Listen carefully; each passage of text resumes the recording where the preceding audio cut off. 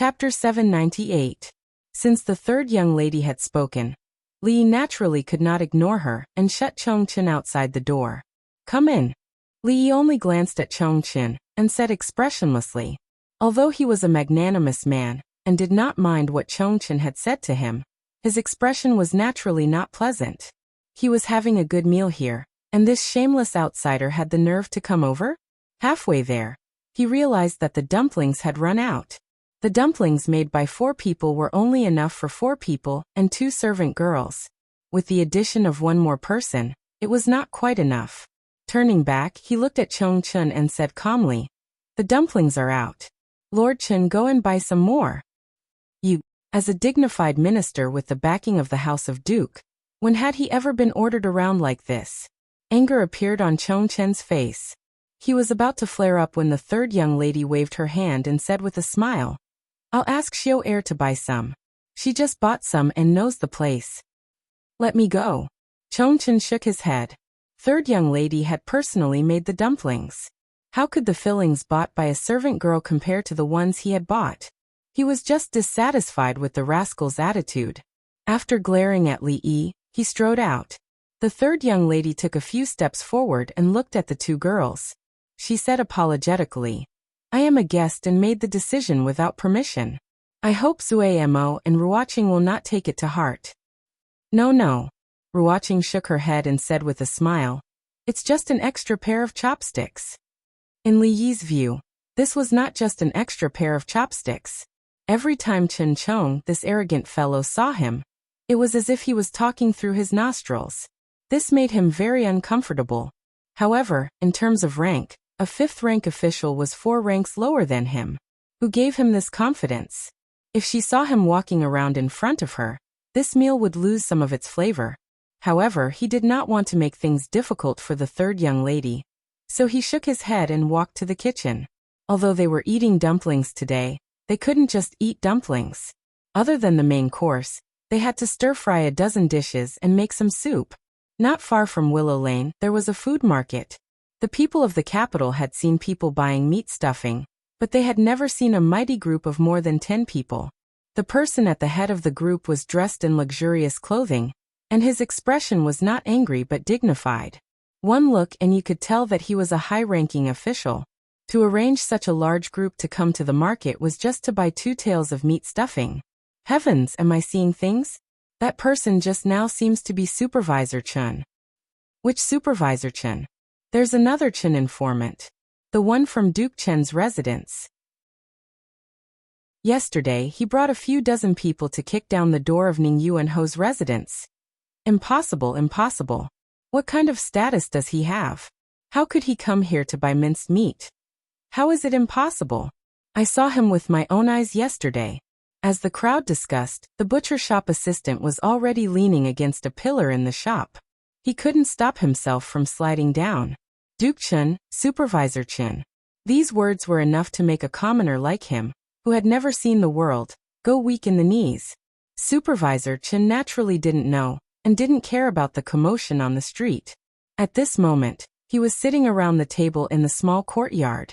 He asked with concern, "Miao Yu, you've packed so much. Are you tired? Do you want to rest for a while?" Zeng Zumo and Wan Ruoqing stood far away on the other side. They withdrew their gazes and looked at each other, seeing the surprise and confusion in each other's eyes. The person who was at Madame Chen's beck and call, asking about her well-being, was he really the current Supervisor Chen? However, when they thought about the fact that the one cooking in the kitchen was a 3rd-ranked Dr. Jin Ziguang, a 5th-rank Supervisor Chen didn't mean much. There was another knock on the door. Xiao Chui and Xiao Zhu were busy in the kitchen. Zeng Zumo walked over and opened the courtyard door. "Zumo." Zeng Shichen walked in with a smile on his face. He saw 2 figures he had never seen before at the stone table in the courtyard. He was startled and immediately said, "Are there any guests? I'll leave first then. I won't disturb you anymore. I'll come back tomorrow." He turned around and walked out the door.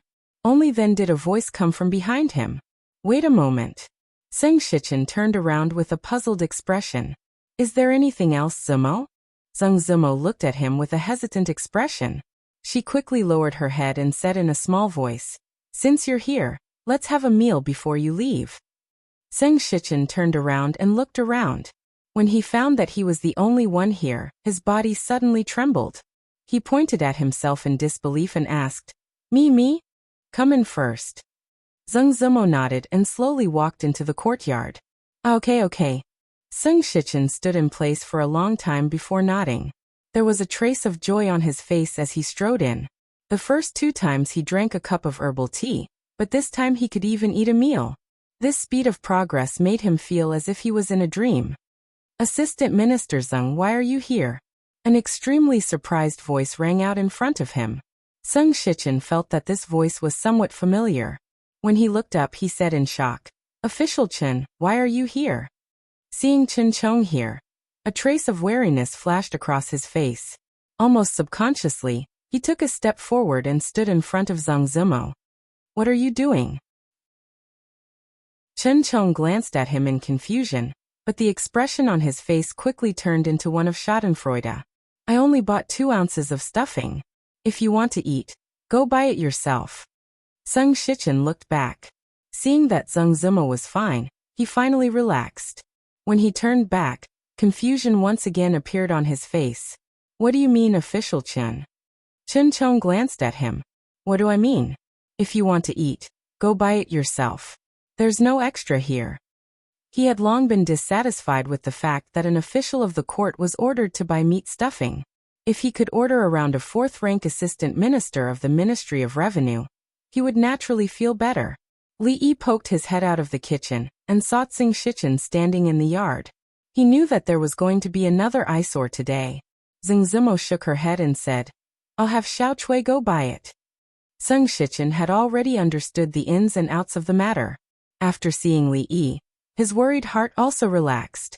He smiled and said, Since Official Chen does it himself, I won't break the rules.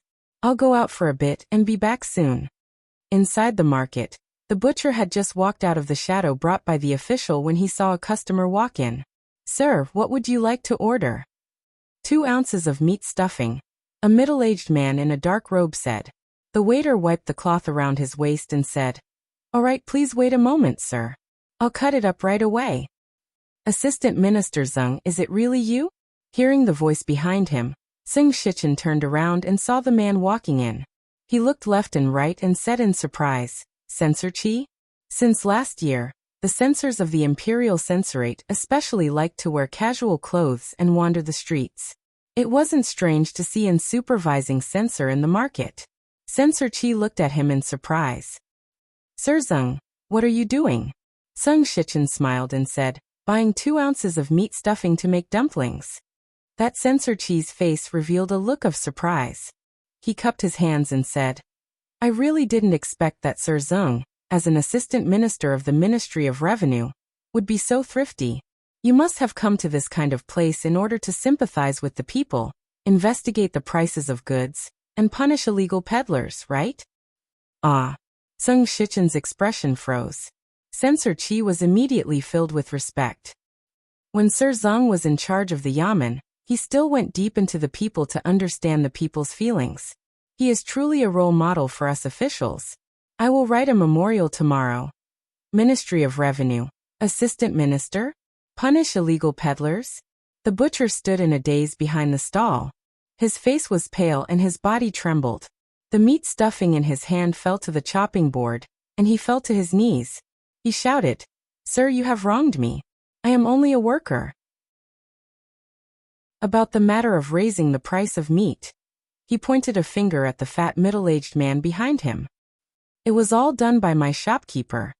Seng Shichen cupped his hands at Censor Qi and said, Sir Qi is too kind. I still have some matters to attend to, so I will take my leave first. Censor Qi also cupped his hands. Take care, Sir Zheng. Seng Shichen took out a few copper coins and placed them on the chopping board. He picked up the meat stuffing and left without looking at the butcher. The butcher kneeled on the ground. He could only hear the sound of teeth grinding behind him. Wang ergo. He turned around and saw that the shopkeeper had taken a boning knife from the wall and was glaring at him fiercely. Raising the price of meat, I will chop you up.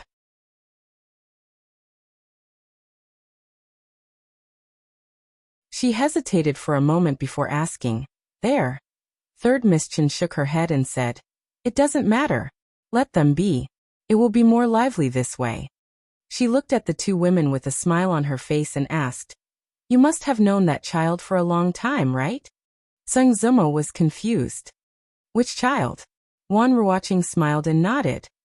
"We first met in Qing and Fu. It has been almost 2 years since then."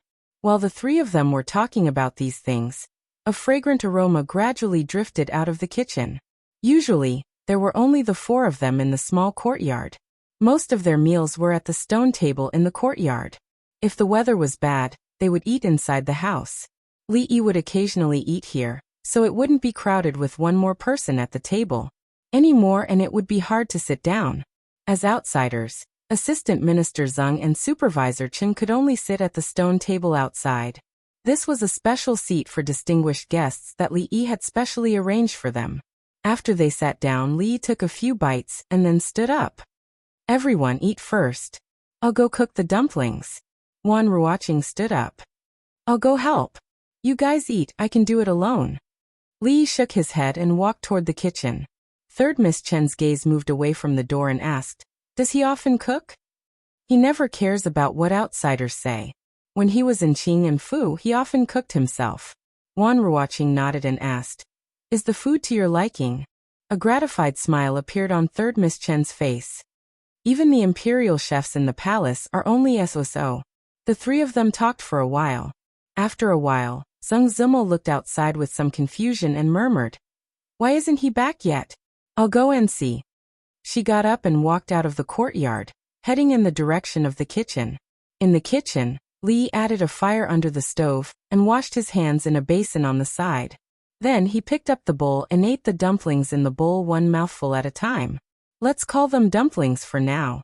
The dumplings made by Miss Zeng looked like dumplings before they were put into the pot. After they were put into the pot, they were a mixture of dough, meat filling, and water. The taste was really the most unique dumplings he had ever eaten.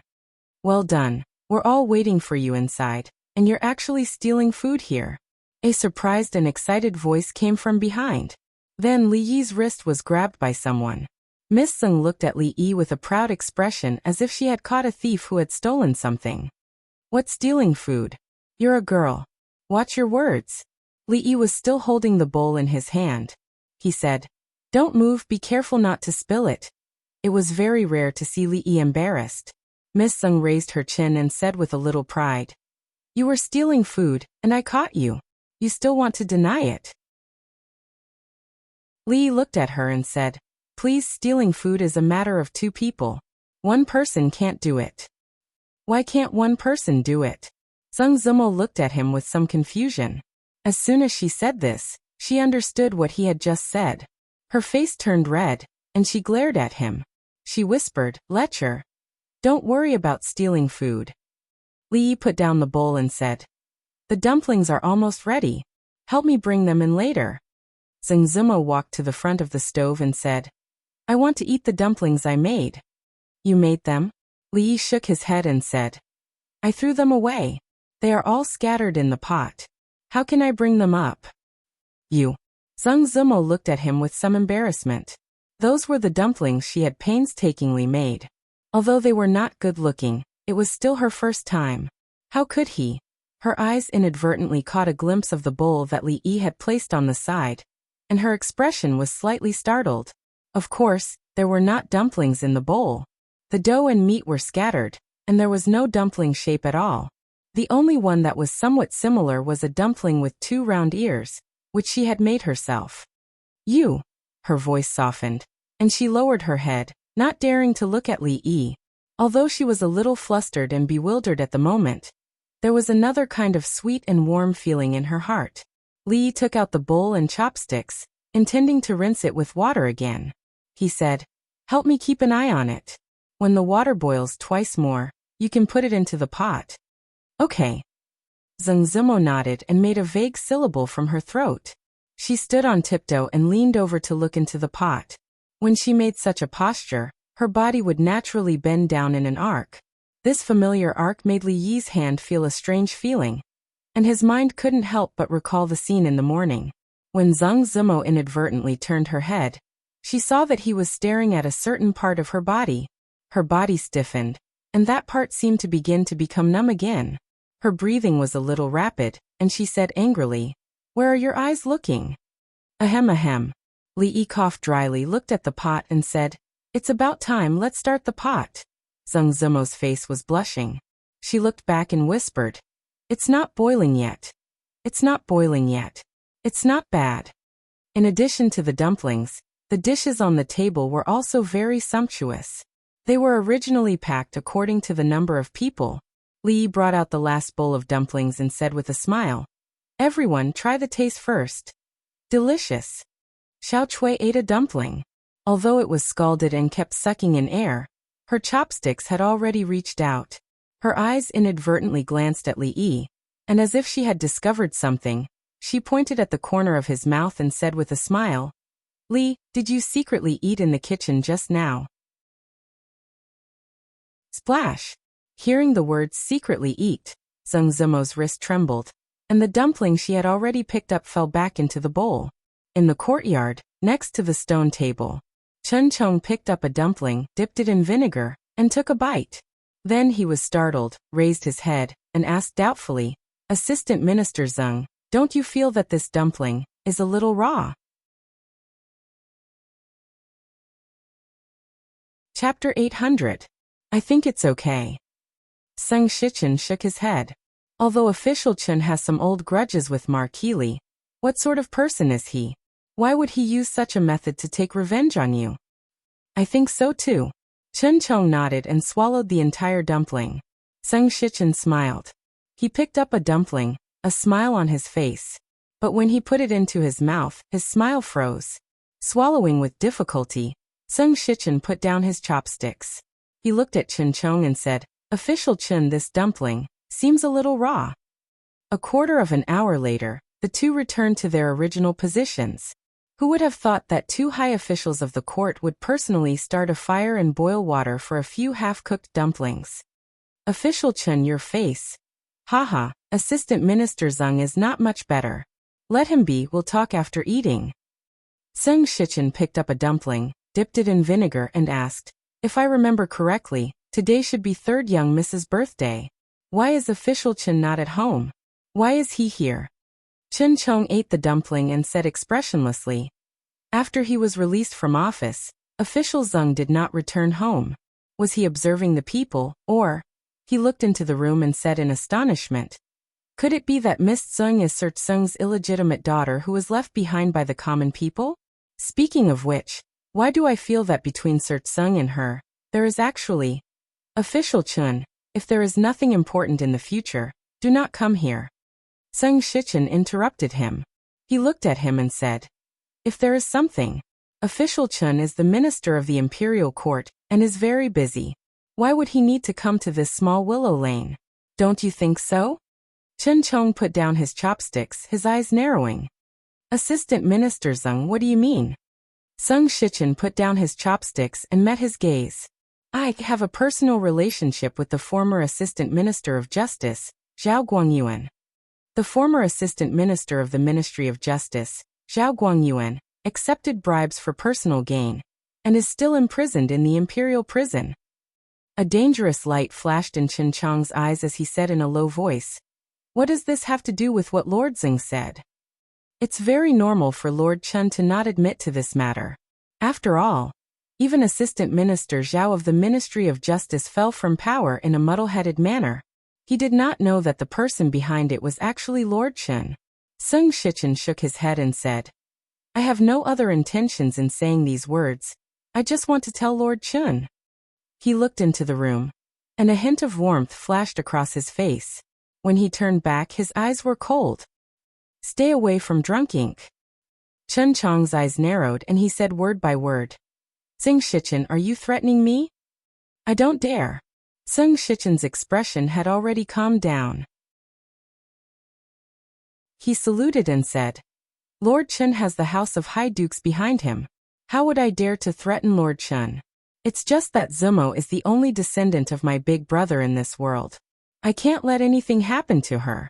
Although the Zheng family is small, if Lord Chen insists, the House of High Dukes will not be happy. Your big brother, Tsing Shiji? Chen Chong glanced at him and murmured, I see. He picked up his chopsticks again, shook his head and said, Back then, I felt that you were more suitable to be an official than your big brother. Back then, the Zeng family was suppressed and ostracized by the former assistant minister of the Ministry of Revenue. Later, they were framed and their salaries were touched. The Zeng family's direct line of descent suffered. No wonder, no wonder. Later, the former assistant minister of the Ministry of Revenue was found by the imperial censorate to have accepted large amounts of bribes and was sentenced to 500 miles of exile. I'm afraid this road to hell is more than 500 miles. Zeng Shichen shook his head and said, Only Assistant Minister Fong himself knows this. Chen Chong ate another dumpling and said casually, The Intelligence Bureau has not found out about that matter. How did you know? Zeng Shichen smiled and did not speak. I thought that Lord Zeng had relied on the support of the Cui family and the King of Shu to climb from a small head of the Ministry of Revenue to where he is now. It seems that I have underestimated Lord Zeng. Chen Chong shook his head and picked up his chopsticks. To express my apology, here a dumpling to you. Zeng Shichen also picked up his chopsticks and nodded. Thank you, Lord Chen. The invisible confrontation between the two of them had been resolved by these two dumplings. For them, there were some things that did not need to be said. They had already reached a consensus on that dumpling. As Chen Chong ate the dumplings, his gaze would occasionally glance into the room. From here, he could faintly see what was going on in the room. Although he could not clearly hear the contents of the conversation, he could still hear the occasional light laughter of the woman.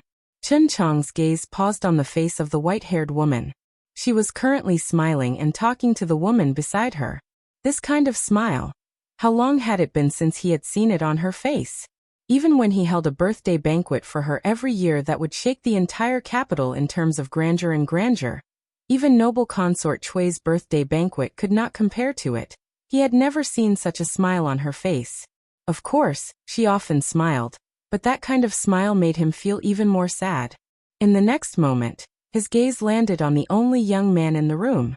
Zeng Shichen's gaze was also in the room, but it fell on the other woman.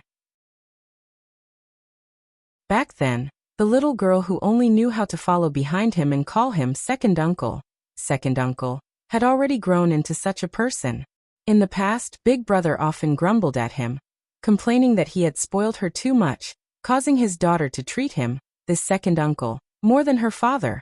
However, it had been a whole 13 years since he had heard her call him second uncle. Zeng Shichen sighed in his heart, his gaze also turning to that young man. Both of their gazes were extremely complicated. At a certain moment, when the two of them retracted their gazes met in the air. Some things are better left unsaid when there are so many people around. Zeng Shichen finished the last dumpling and put down his chopsticks. Chen Chong picked up another dumpling.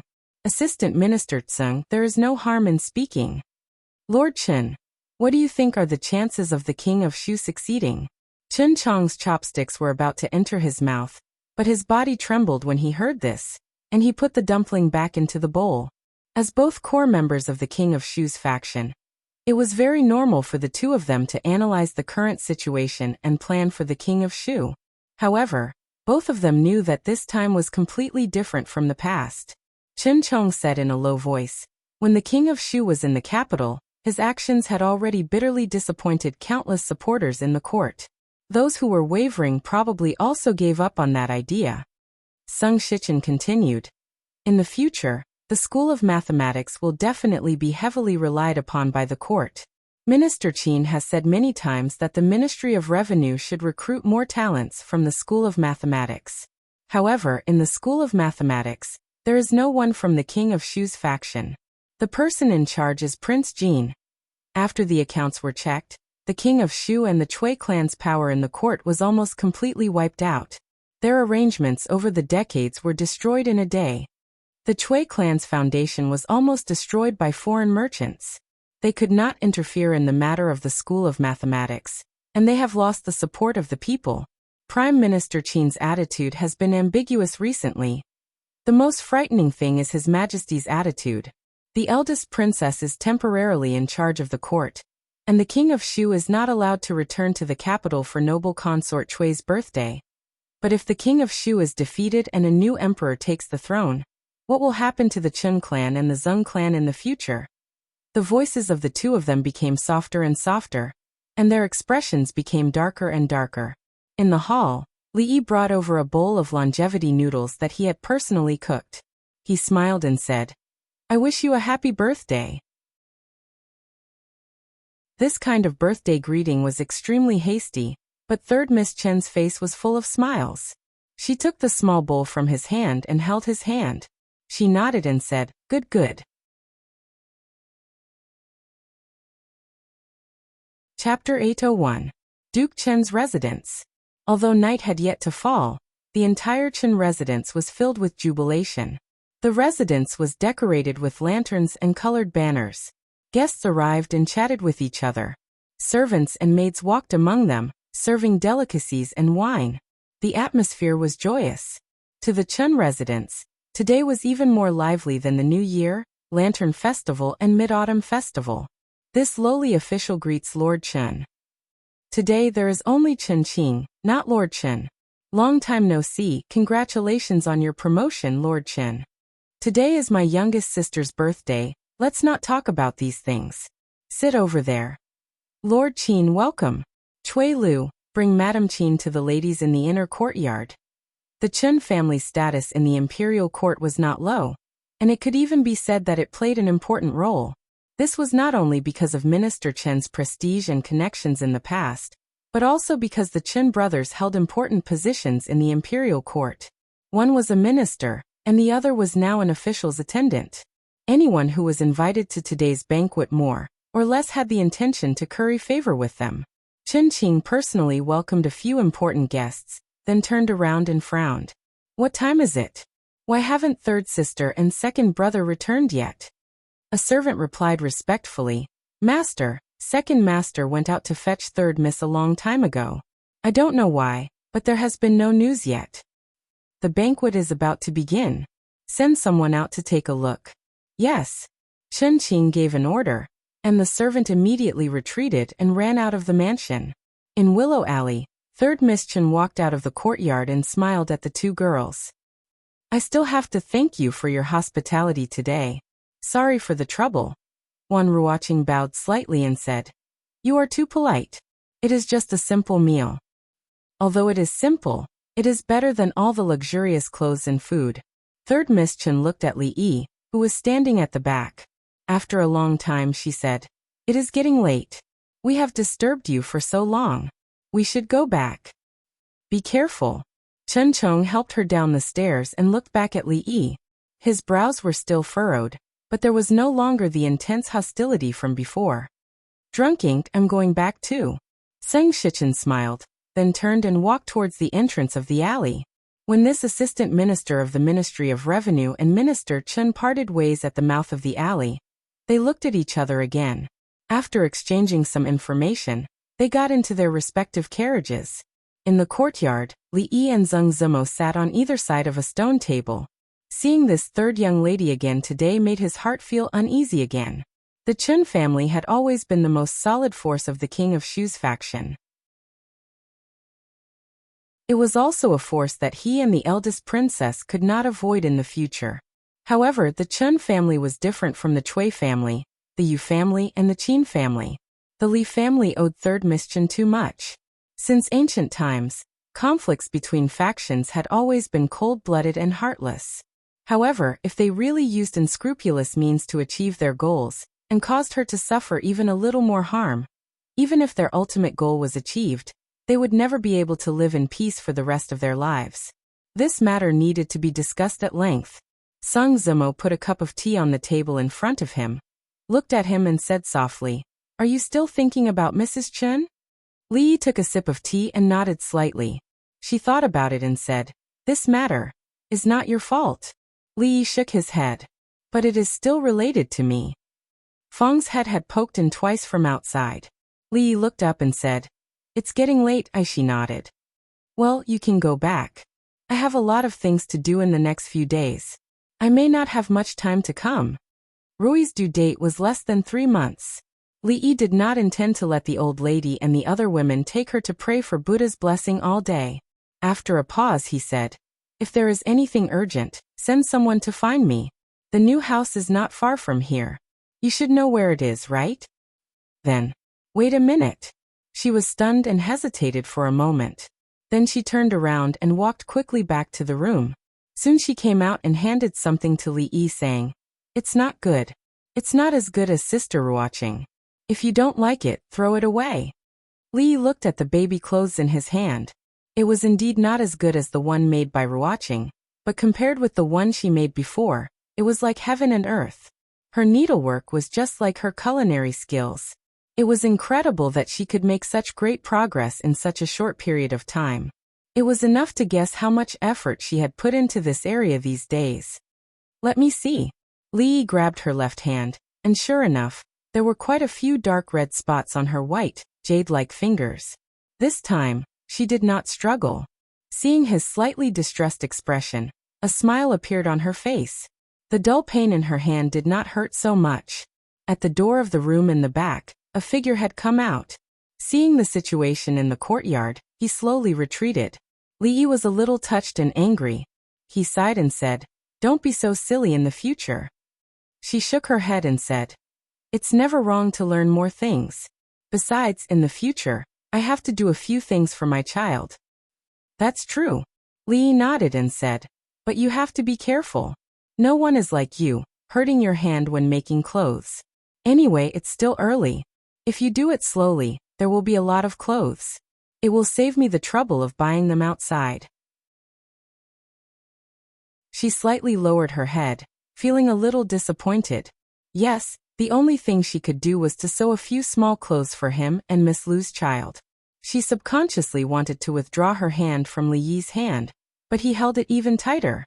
Li looked down at her and asked, "Do you want to have a son or a daughter?" "I think a daughter is better, but it's not up to us. When the time comes, it still depends on luck." Hearing this, her body trembled. And then her face immediately turned red. She struggled even harder to break free from Li's hand. Who wants to have a child with you?" Li could only see the back of a panicked fleeing figure. He said helplessly, "Why are you running?" In the future, not now." Some things were vague. It would indeed save a lot of trouble if it was not said or poked through the layer of paper. But this was very unfair to her. As a man, he was a little less responsible. The timing was not very right. But in the coming days, he had a lot of things to do. It would be difficult for them to meet again. Li thought for a long time and still felt that it was better to say these words. "Miss, why are you covered in the blanket? Is it very cold?" Inside the room, Xiao Chui stood in front of the bed and looked at the figure who was curled up in the blanket. She listened carefully and heard a low sobbing sound coming from under the quilt. "Miss, are you crying?" Panic immediately appeared on her face, and she said anxiously, "Did Li bully you?" "Miss, don't cry. I'll go find him now." "Don't." A figure quickly jumped up from the bed. Zheng Zimo grabbed Xiao Chui's arm, and her face was full of tears. She shook her head repeatedly. "Don't go, it's not his fault." "It's me," Xiao Chui asked doubtfully. "But miss, why are you crying?" Because. She looked out of the window in a daze, then held Xiao Chui in her arms and whispered, "Because today's dumplings are too delicious." The young girl's face revealed an extremely surprised expression. She cried like this because the dumplings were delicious. In the past 10 years, she had never realized that the young miss actually liked to eat dumplings so much. In the courtyard, a figure sat at the stone table in a daze, looking at the full moon that had already risen into the sky. There was a smile on his face, and his clear eyes were like a pool of green water, but there were sparkles flashing in them. Fong sat in the carriage and looked back at the carriage. He sighed and said, "Son-in-law, you're so wise. It's too troublesome to have a boy and have to raise him up to marry him. I also think it's better to have a daughter."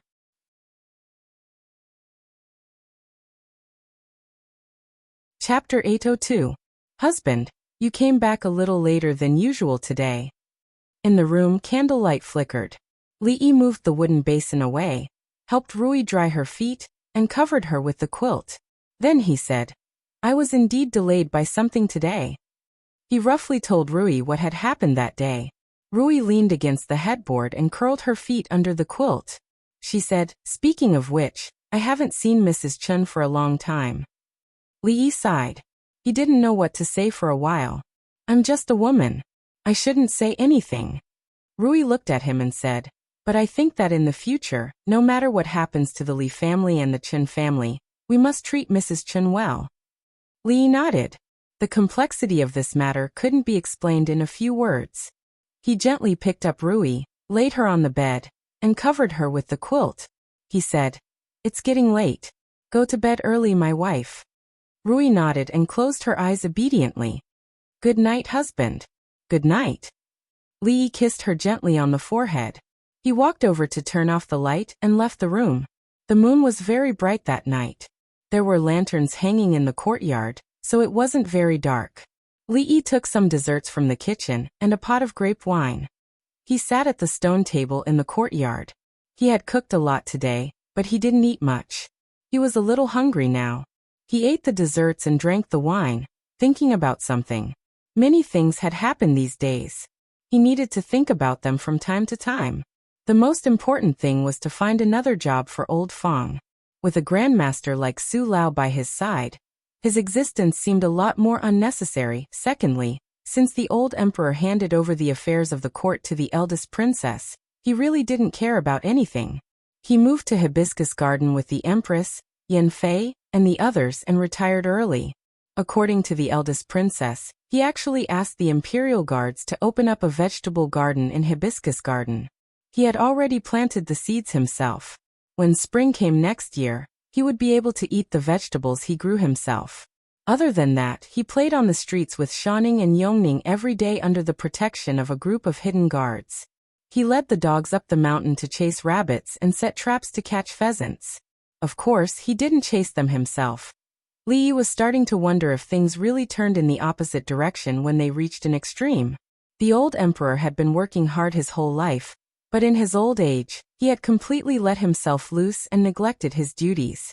If this went on, he would not be able to keep his chastity.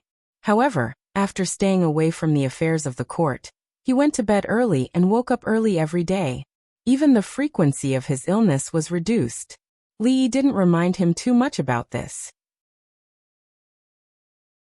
Winter was coming, and at that time, he would have to obediently stay in Hibiscus Garden like a turtle. Winter was the season of asthma. If he survived this winter, there would be hope for the next year. Li was also worried about the eldest princess, who was personally in charge of the court affairs. Although she often participated in the court affairs, it was the first time that she was acting in the place of the emperor. There would be too many problems in the process. Therefore, during this period, whether it was Li entering the palace or the eldest princess leaving the palace, they were very frequent. Moreover, apart from the court affairs, the two of them had other more important things to discuss. Of course, these things were secrets only the two of them could know. They couldn't let others hear about it. Li Xian couldn't, and the old emperor couldn't. Besides, there was something else, about himself. For him, compared to other things, this matter was more troublesome. Mississippi Lu, who was wearing a thin shirt, came over and sat opposite him. She pinched a piece of pastry and poured herself a glass of grape wine. She was very busy these days and often didn't eat at home. There were not many opportunities for the two of them to sit quietly and face each other like this. When she poured the second glass of wine, she slowly said, "I'm out of silver. Take 100,000 taels first. We'll talk about it if it's not enough." Lu Meng was his family's power. Li wouldn't be stingy on spending money on this. He gave her the silver, and she could do whatever she wanted. She didn't expect him to be so straightforward this time. Mississippi Lu looked at him in surprise. "Rui," Li thought for a moment, suddenly sat up straight and looked at her. "I have a question to ask you." Mississippi Lu pinched another piece of pastry and said lightly, "Speak." "I have a friend."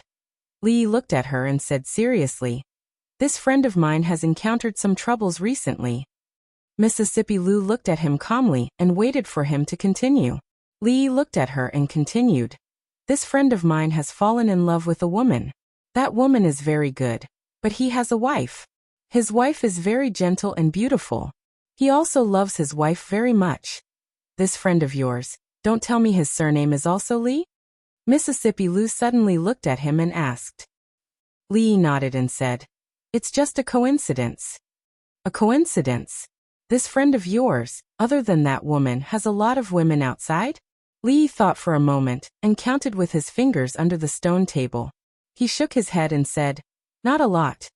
It's also a coincidence that this friend of yours, other than his wife, has a powerful and beautiful wife's sister and a lovely servant girl? Lee shook his head. Haha. How can there be so many coincidences? Whose coincidences are they?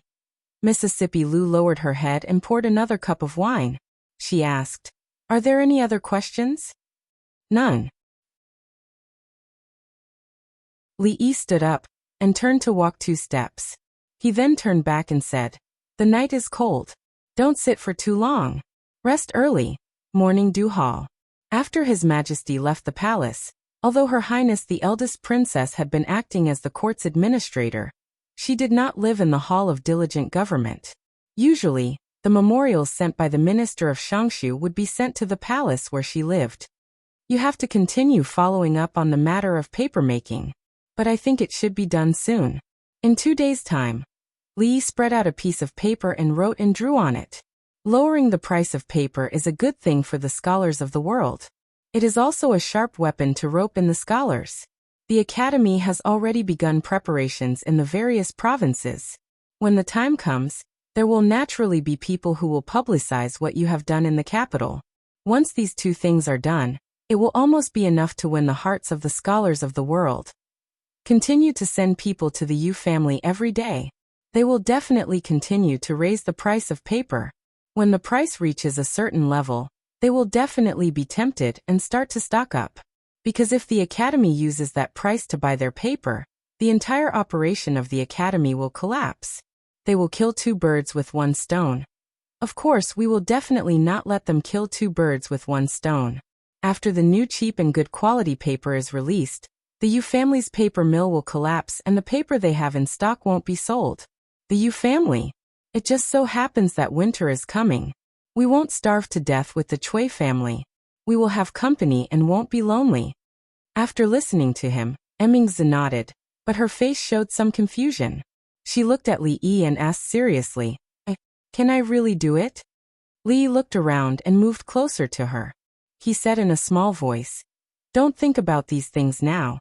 What we need to do now is to let His Majesty know, let all the civil and military officials know, that what His Majesty can do, you can also do it, and you can do it better, even better than all the previous emperors of the past dynasties. This is something that happens subtly. We already have a lot now. Even if we encounter some resistance in the future, at that time, that little bit of resistance won't be a big deal." Li Yi had also seriously thought about it. Compared to the legendary figure, the eldest princess, whether it was her identity, position, or the power in her hands, was much greater. It could be said that she was truly a good seedling. The only thing she lacked might be that kind of temperament and means. Of course, he also did not want the eldest princess to have that kind of temperament and means. She only needed to be responsible for completing the task given to her by His Majesty, and being as beautiful as a flower. As for other things, there was him.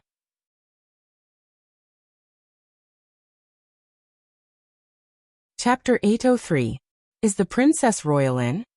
Li Xian stood at the entrance of the morning dew hall, and asked the palace maid. After getting an affirmative answer, he walked in. These days, Emmingzi was sometimes in the palace and sometimes at Li Yi's place. If he wanted to see her, he had to rely on luck. This was not the most depressing thing.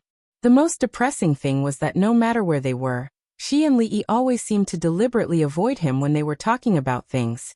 He had accidentally bumped into them a few times. The 2 of them were originally having a serious discussion, but when they saw him, they would immediately change the topic. The last time, they actually said that they were talking about whether the crown princess would give birth to a boy or a girl, and even asked him if he liked a son or a daughter. Needless to say, of course he liked a son. But if it was a daughter, it was fine, because it would be his child. This was not the most important thing. The most important thing was that between the 2 of them, one was his best friend, and the other was his family. This feeling of being ostracized by the people closest to him was very uncomfortable. There must be something hidden in this that he did not know. He opened the door and saw the two people in the room. After a moment of shock, he smiled and said, "You're both here. The new paper has been made, it's very good." "Oh yes, what were you talking about just now?" Because the two of them were talking about something secretive, Li Yi deliberately stayed very close to the Princess Royal. When Li Xian pushed the door open and entered, he had no time to react at all. He secretly glanced at the Princess Royal. At such a close distance, she should have been able to sense it. Emingzu lowered her head. She had been absent-minded for a moment, and when she realized it, it was already too late. Li Yi looked at Li Xian, then looked at Emingzu and asked, "Yes, what were we talking about just now?" Emingzu looked at him and said, "The soup you brought today was very delicious. Let's continue tomorrow." Li Yi's face was full of regret. "I was going to bring another kind of soup tomorrow. It's even more effective." Li Xian stared blankly at the two of them. When he came in just now, the two of them were so close to each other. When they turned around to talk to him, their faces were almost touching. Now they were actually telling him. What soup were they discussing just now? What kind of soup did they need to stand so close to each other? The two of them had been behaving strangely lately. They had been hiding together all day. A man and a woman alone, cheating on each other. A man and a woman together in a room, acting sneakily, and not letting him know what they were discussing. There was definitely nothing good about it. "Why are you asking so many questions?" Li Yi glanced at him. "Just now, what did you say about the paper creation?" "No, you have to make it clear to me today." Li Xian didn't seem to be so easy to fool this time. He looked at the two of them with a sullen face.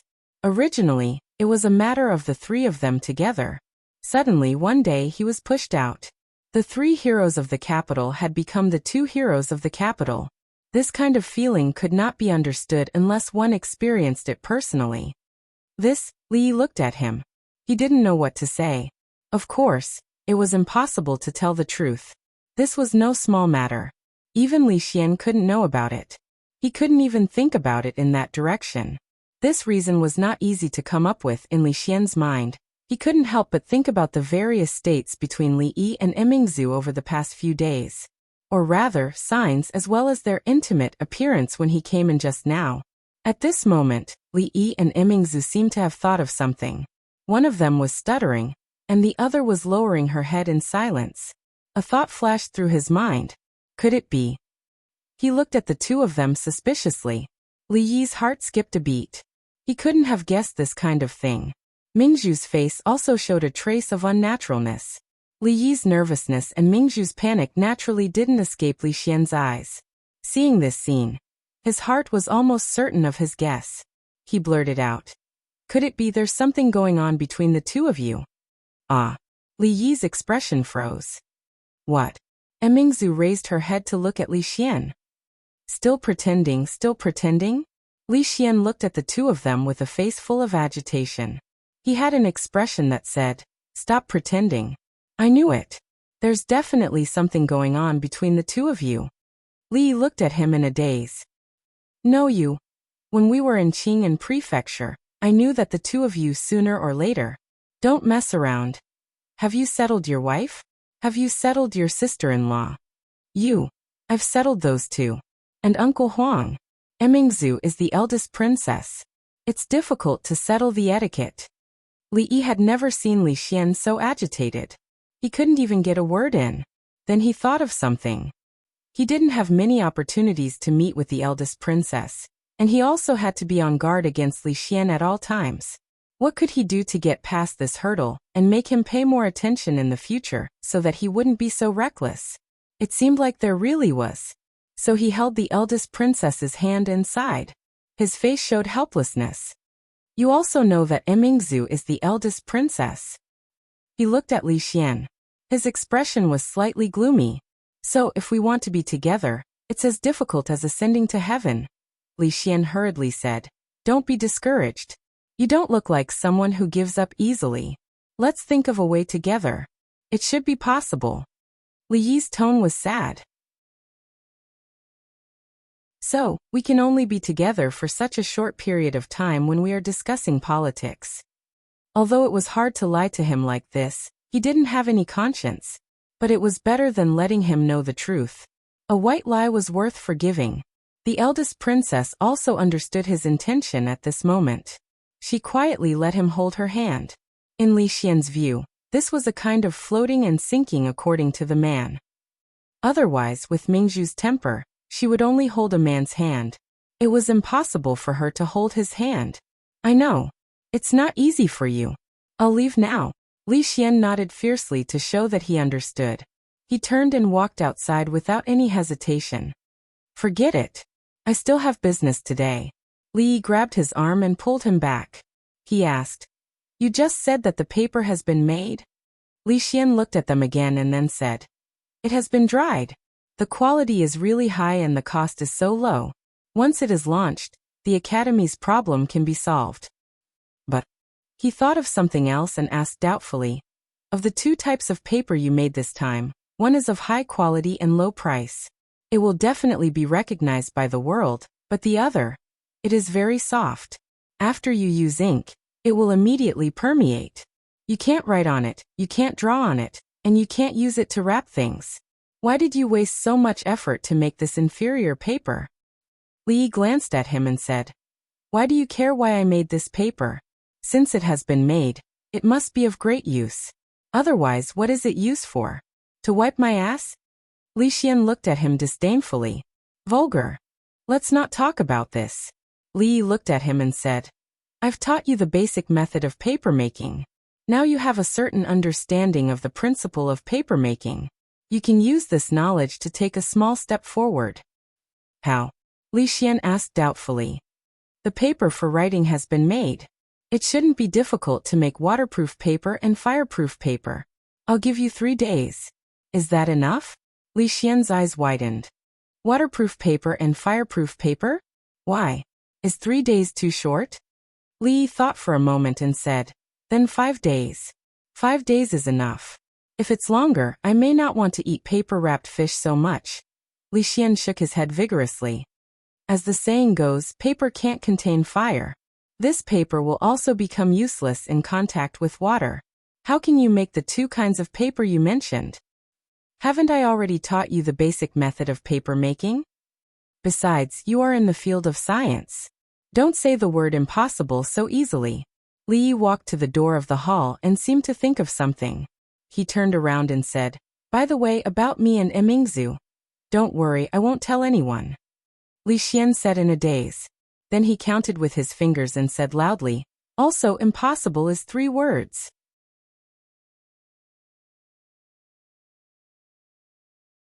Chapter 804. In the small courtyard of Willow Lane, Xiao Chui held her chin with one hand and stared straight at the door. She murmured, Miss Lily hasn't been here for a long time. Zheng Zimo was spreading the osmanthus flowers she had just picked yesterday on the stone table to dry. After the osmanthus flowers were dried and ground into powder, they could be stored until this time next year. The fragrance filled the courtyard.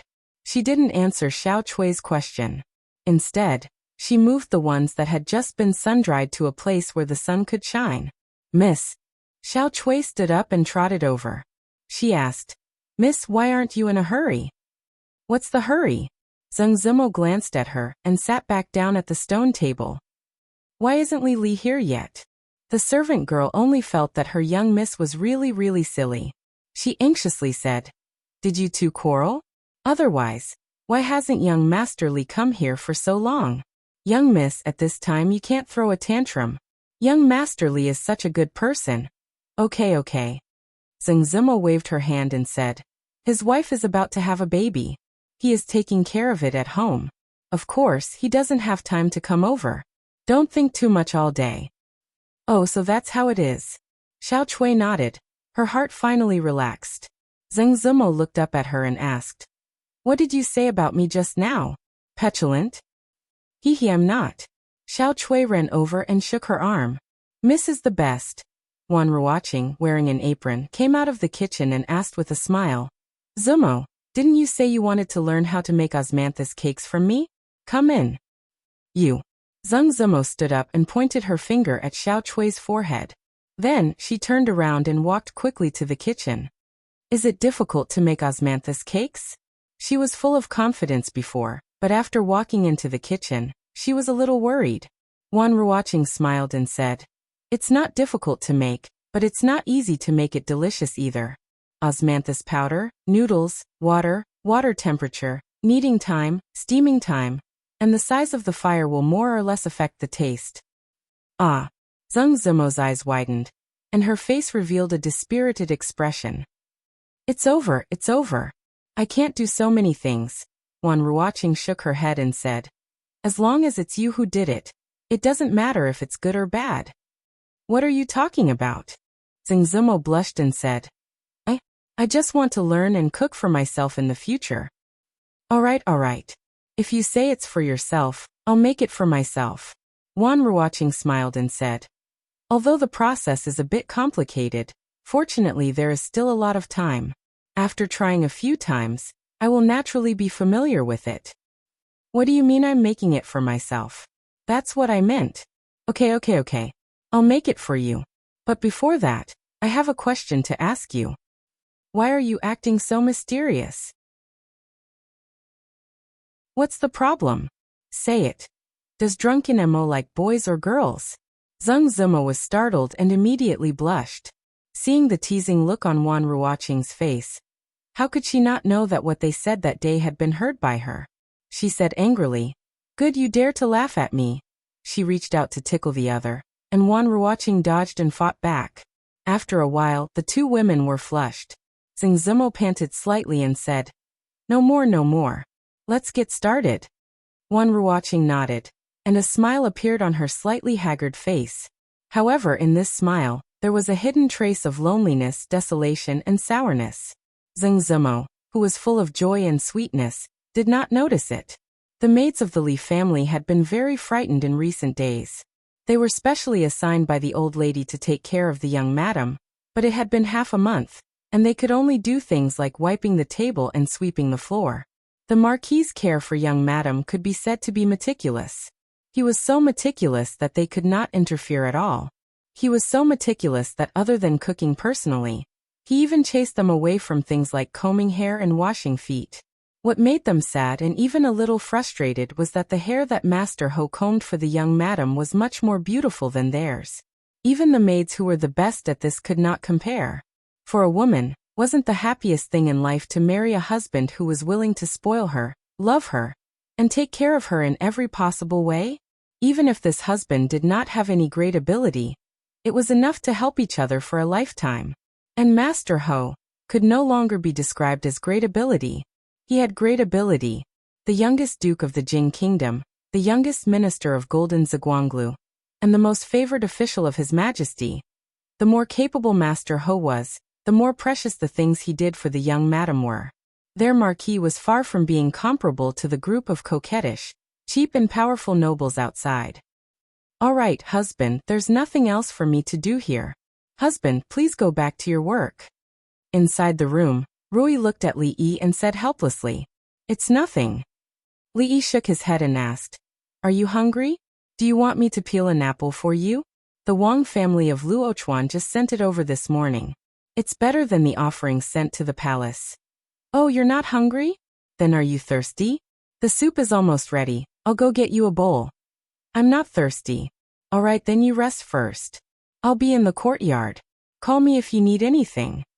Li Yi closed the door, walked into the courtyard, and sat opposite Mississippi Lu. Mississippi Lu was reading a newly published wuxia picture book. Li Yi asked casually, Do you have enough money?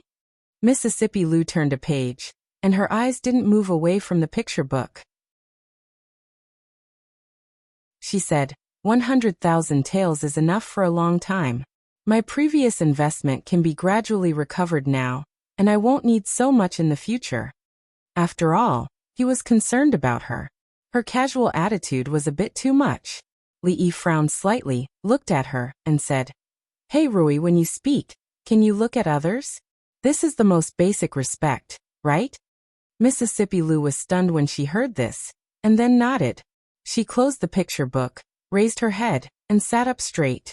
She looked into his eyes and said apologetically, "Okay." After receiving Mississippi Lu's apology, Li nodded in satisfaction and asked, "Where were we just now?"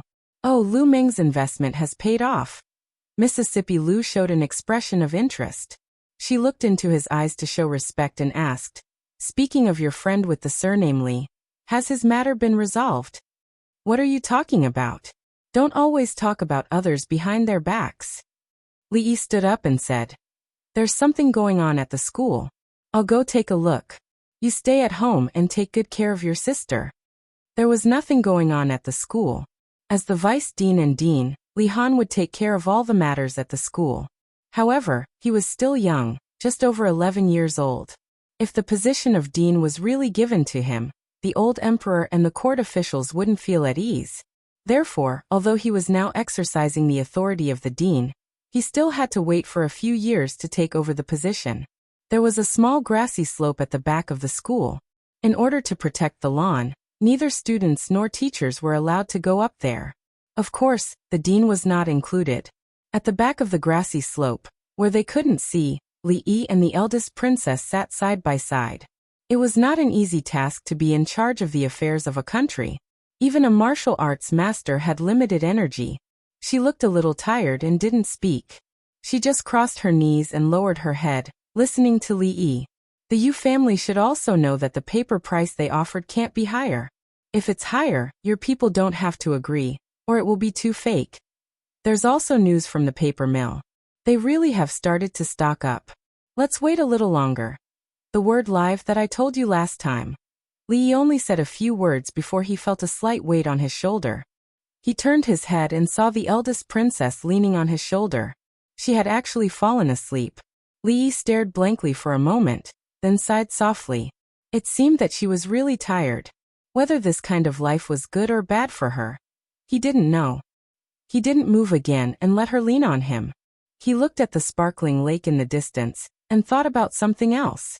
At the bottom of the grassy slope, a figure walked up quietly without making a sound. Li Xian crawled up the grassy slope and looked down.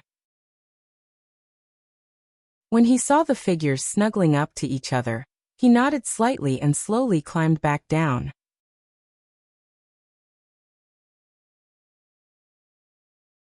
Chapter 805.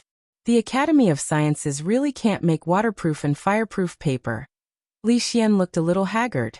It was obvious that he had been thinking about this matter for the past few days. It seemed that he really had no clue. Otherwise, he wouldn't have given up so quickly. If you can't make it, then forget it. At most, I won't eat paper wrap fish anymore.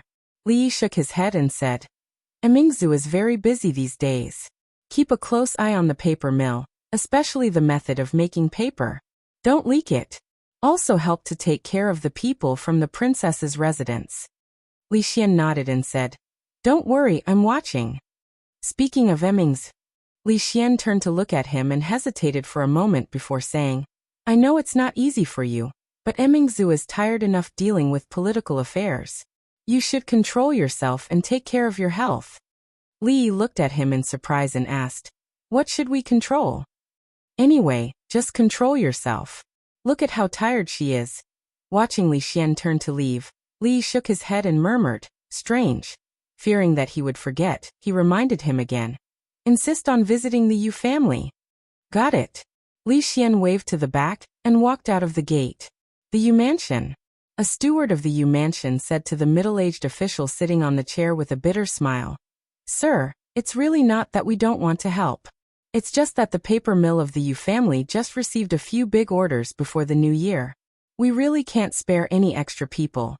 The middle-aged official thought for a moment and said again, If the Yu family is willing to provide this batch of paper to the academy first, the price can be increased by 1 liter. The steward looked embarrassed. He thought for a moment and said, Sir, please wait for a moment. I'll go and inform the master first. Not long after, Ning Yuan Ho Dingfeng personally saw the official of the princess's residence out and said, Sir, rest assured that what the princess is doing is good for the country and the people. The Yu family is also doing our part for the country. Thank you very much, Marquis. I will take my leave first. Farewell. Seeing the official leave, A strange smile appeared on Yu Dingfeng's face, and he walked back into the mansion. Father, are we going to agree to the princess just like that? A young man came from afar and followed him. He asked anxiously, how are we going to explain this to the Cui family and the king of Shu?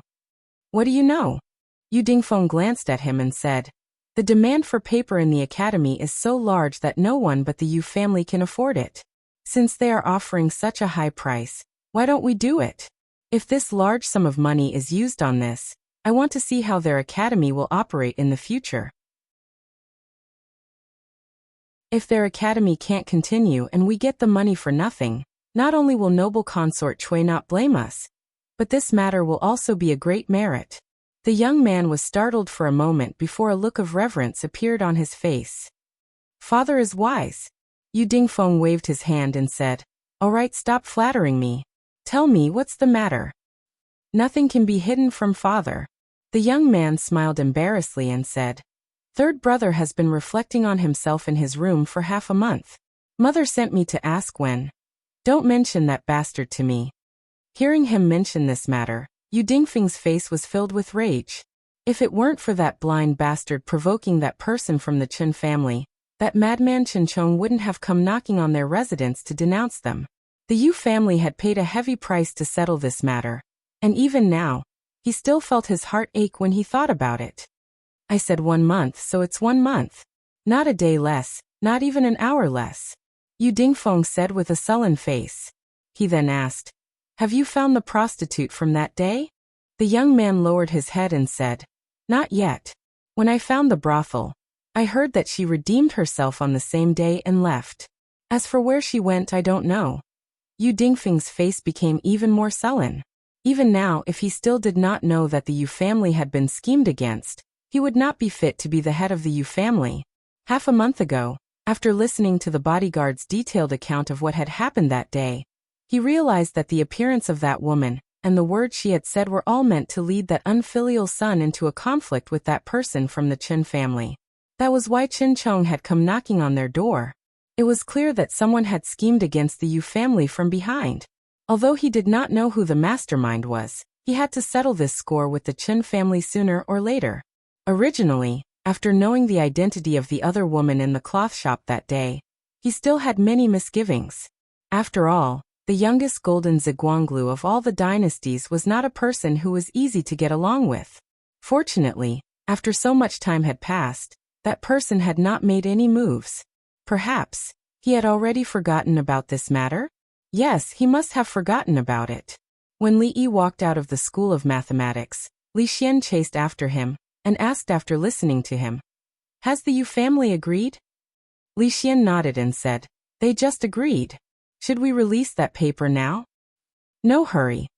Li Yi waved his hand and said, let them stock up more goods first. Originally, there was only a small grudge with the Yu family, but it had been half a month, and with the interest, the small grudge had long become a big one. Bullying Emingzhu and Zue Emo only made them lose money, which was not a big deal.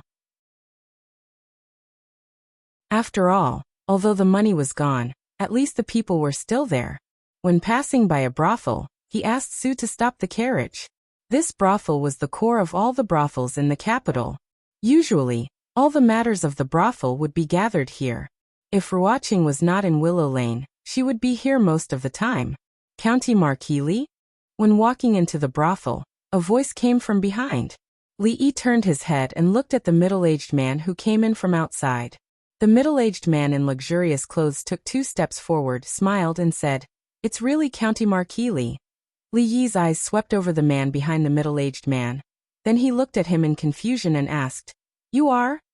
I'm Qin He. The middle-aged man smiled and said, Prime Minister Qin is my father. Li Yi made an obeisance with one hand in the other before his chest. So it's Lord Qin. You flatter me. The middle-aged man said with a smile, I'm the 5th child in the family, and I have no official position. I'm just an ordinary man. County Marquis Li, you also come to the brothel to watch the show? I'm just watching. Li Yi smiled and asked casually, I wonder what show Lord Qin is watching this time. The Orphan of Zhao. Lord Qin smiled and said, this show is really good. I don't know who wrote it. It's the third time I've watched it, Li Yi said in surprise.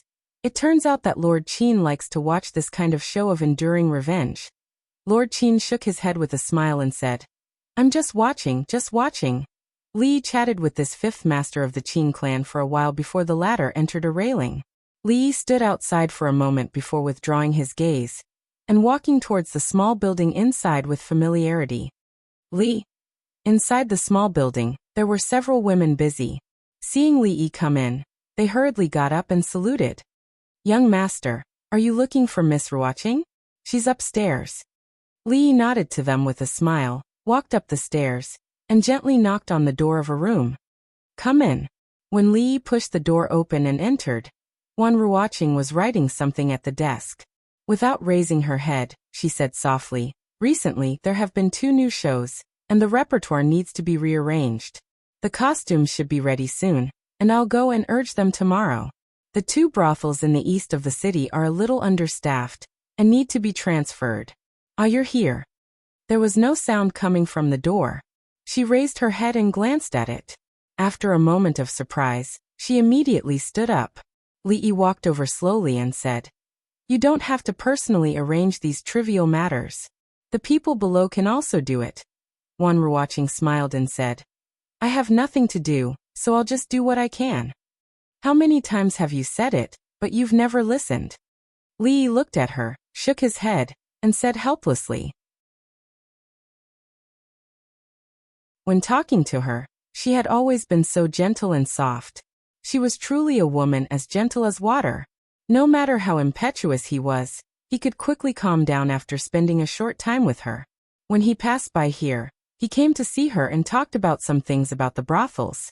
He didn't know how many times he had told her to rest more and not to be too tired.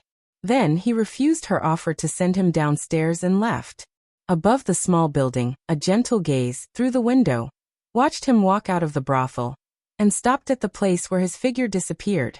The figure leaned against the window and stared blankly, until the sky darkened.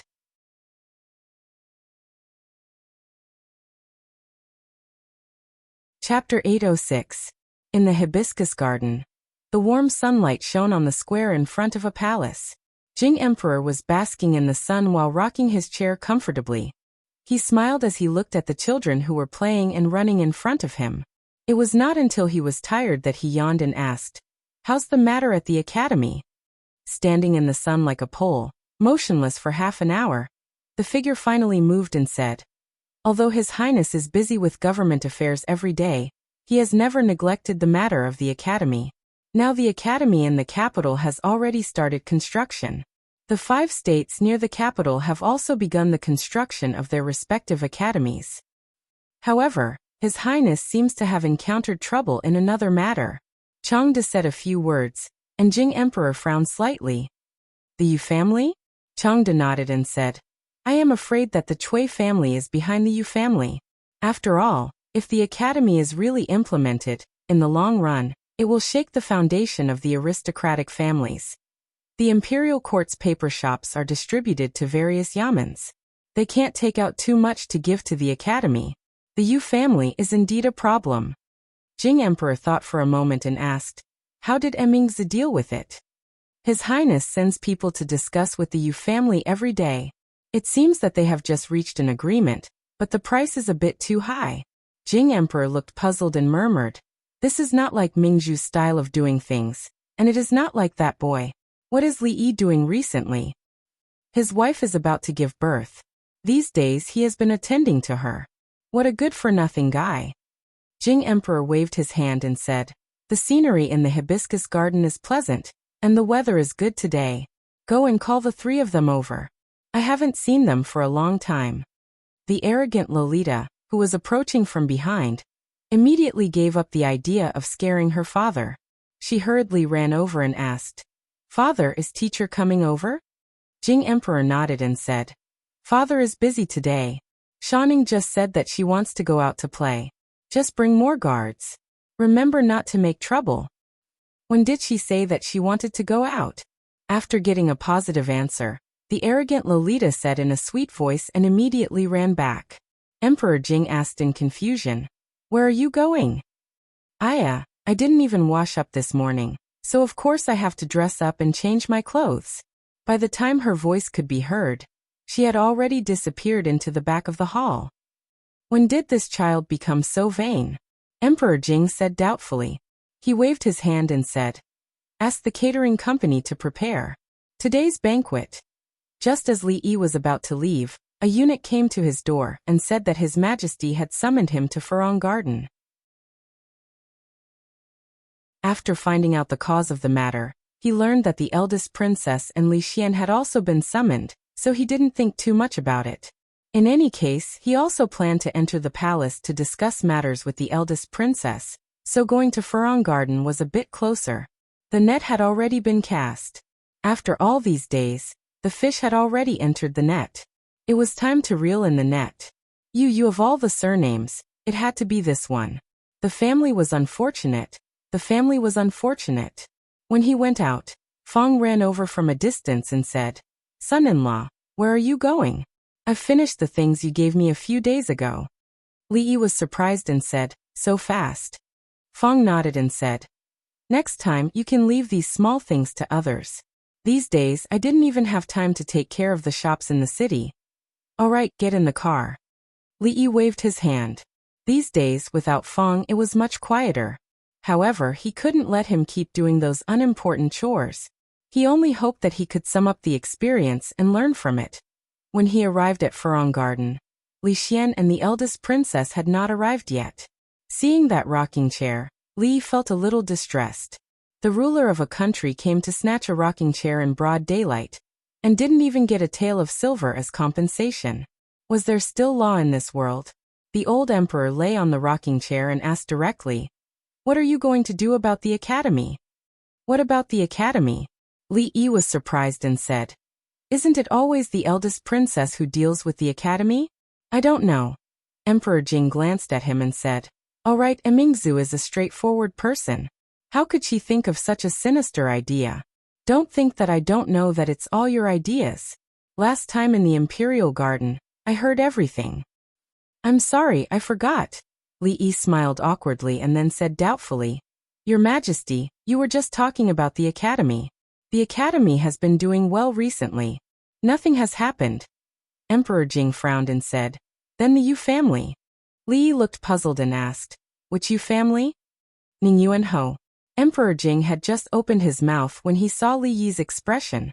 He was startled and seemed to understand something. He nodded and said, the Yu family has made contributions to the country in the past. Don't kill them. Li Yi shook his head and explained, Your Majesty, you misunderstood me. I didn't intend to kill them, Father. The eldest princess came from behind and bowed to Emperor Jing. I'll take my leave first. It was better for an outsider like him not to know about the discussion between Her Majesty and the retired emperor. Li Yi sensibly retreated. He still had to eat here later, so he couldn't leave for the time being. Fortunately, the scenery in Hibiscus Garden was good. He planned to go to the lake to enjoy the scenery. After a few steps, he stopped and stared blankly in front of him. Not far away from the intersection, a proud Lolita wearing a white palace dress stood there charmingly. Li Yi was slightly surprised. The proud Lolita usually liked to wear brightly colored clothes and wore her hair in a double spiral bun. The flying fairy bun was the favorite hairstyle of young girls. Today, she wore a white palace dress and her hair was combed back into a heart bun. At first glance, she didn't look like a crazy girl at all. At this moment, Li Yi truly felt that the 14-year-old Princess Shaning was no longer the proud Lolita from before. Sir. She stood there with her hands clasped together and said something in a low voice. Li Yi came back to his senses and walked over. He asked, Where's Yongning? Why isn't she with you? She lowered her head and said with a red face, Yongning has to go to class today. I'm not feeling well, so I asked for leave. You're not feeling well? Li Yi looked down at her and asked with concern. What's wrong? Have you seen the imperial physician? The proud Lolita lowered her head and looked at her toes. She whispered, I feel uncomfortable for a few days every month. There's no need to see the imperial physician. Li Yi didn't know how to respond to this question. The little Lolita had really grown up. In the past, she liked to hold his hand when she walked, and would often cling to him like an octopus. Now that they were walking side by the lake, she wasn't as noisy as she used to be.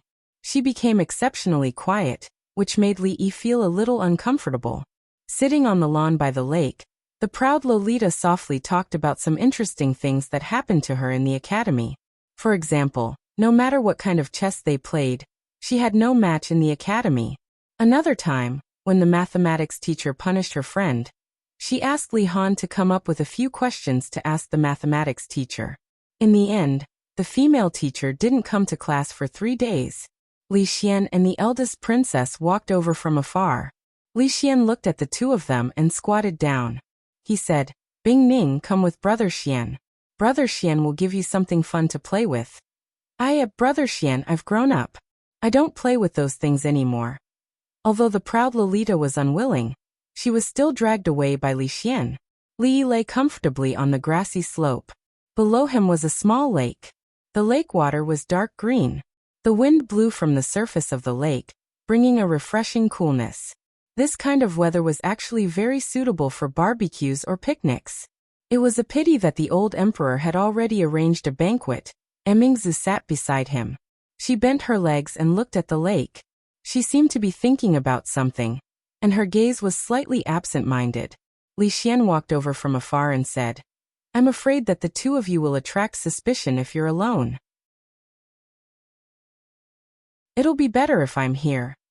He took out 2 pieces of dough from his sleeves and stuffed them into his ears. He looked at Li Yi and said, "Don't worry, I can't see or hear anything. You guys can continue chatting." After he finished speaking, he walked to a place 10 feet away from the two of them and lay down on the ground. At the same time, in a palace somewhere in the courtyard, a girl in a white dress lay on the bed. She crossed her legs and swayed unconsciously. She flipped through the pages of a book and muttered, "The book says that girls should be reserved, but teacher doesn't seem to like it."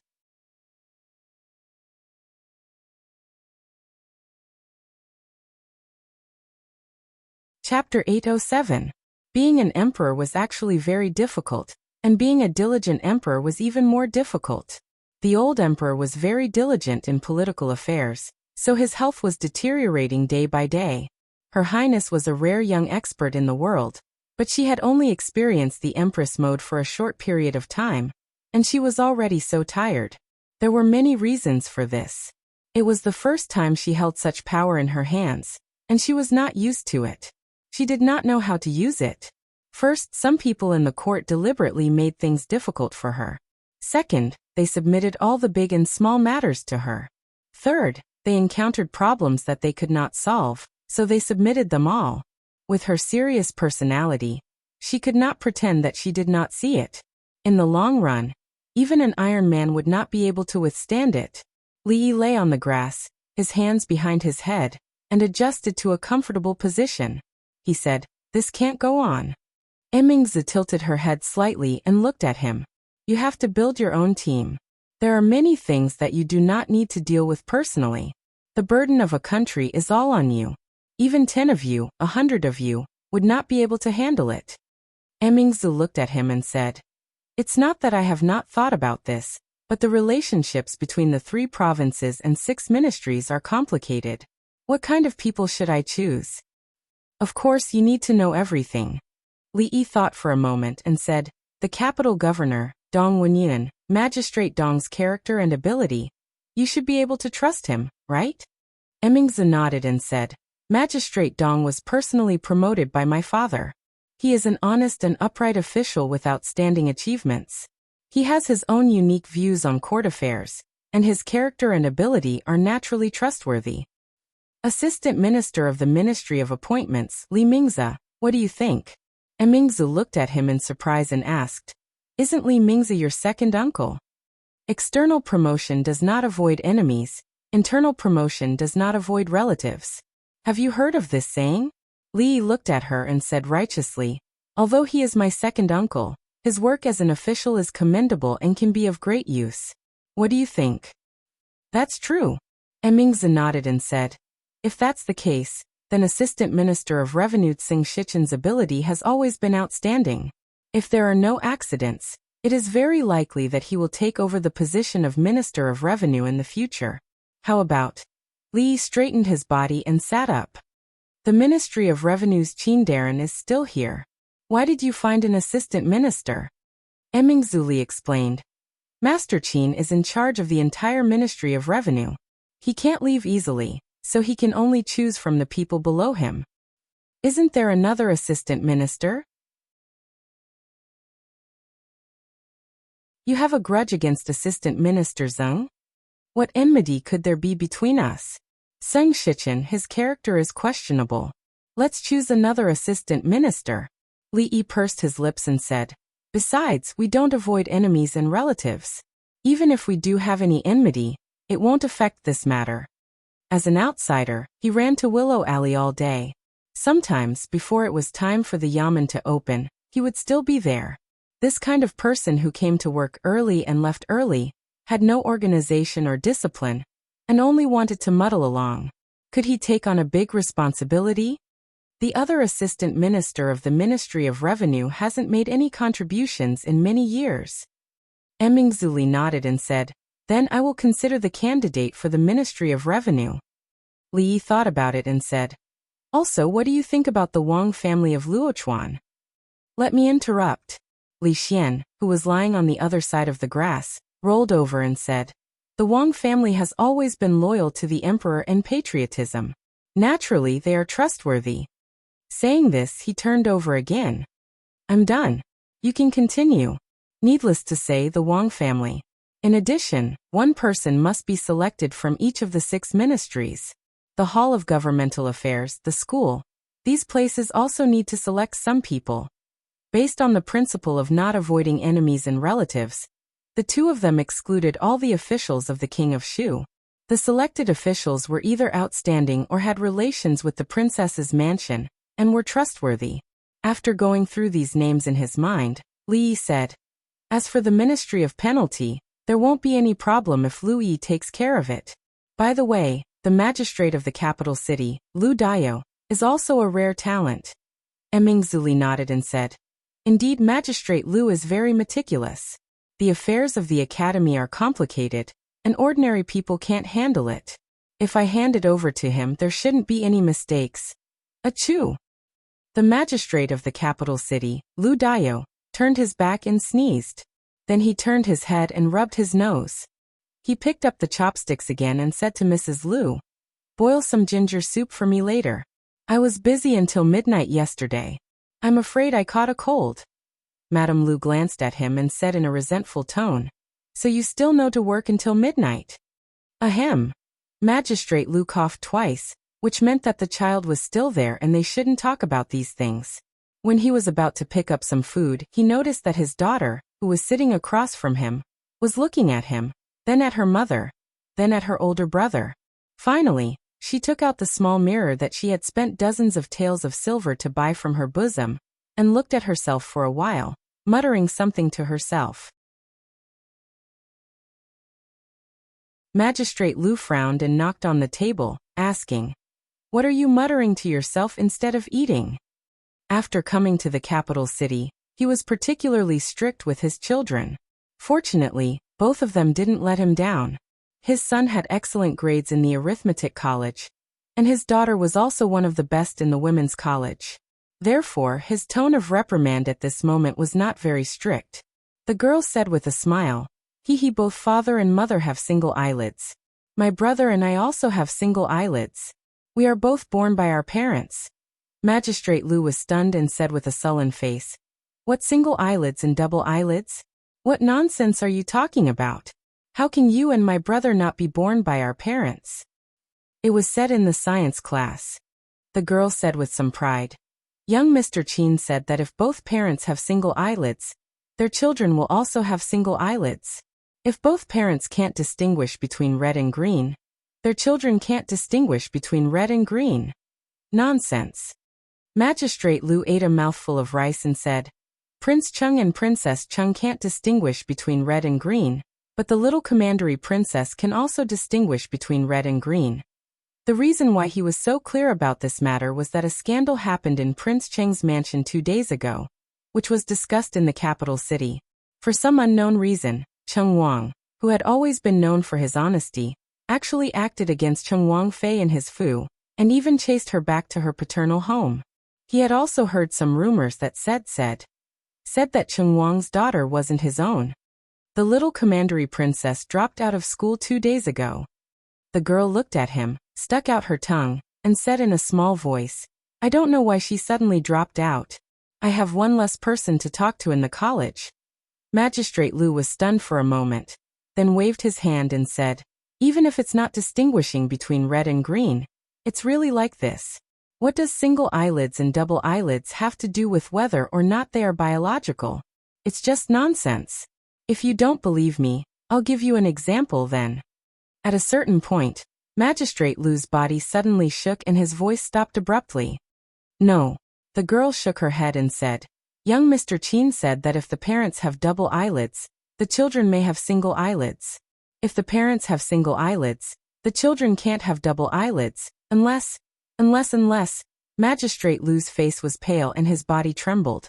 The bowl in his hand fell to the ground and broke into pieces, but he didn't care about it at all.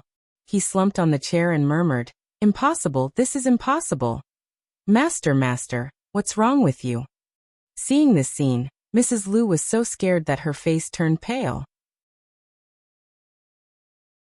She hurriedly stood up and said loudly, hurry, go find a doctor.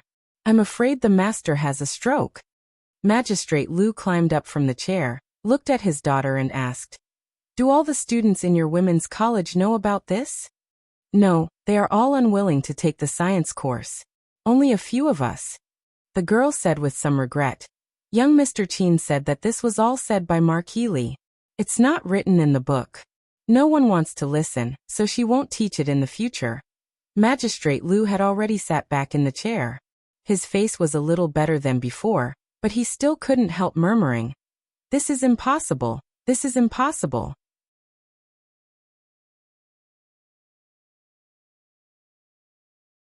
Chapter 808.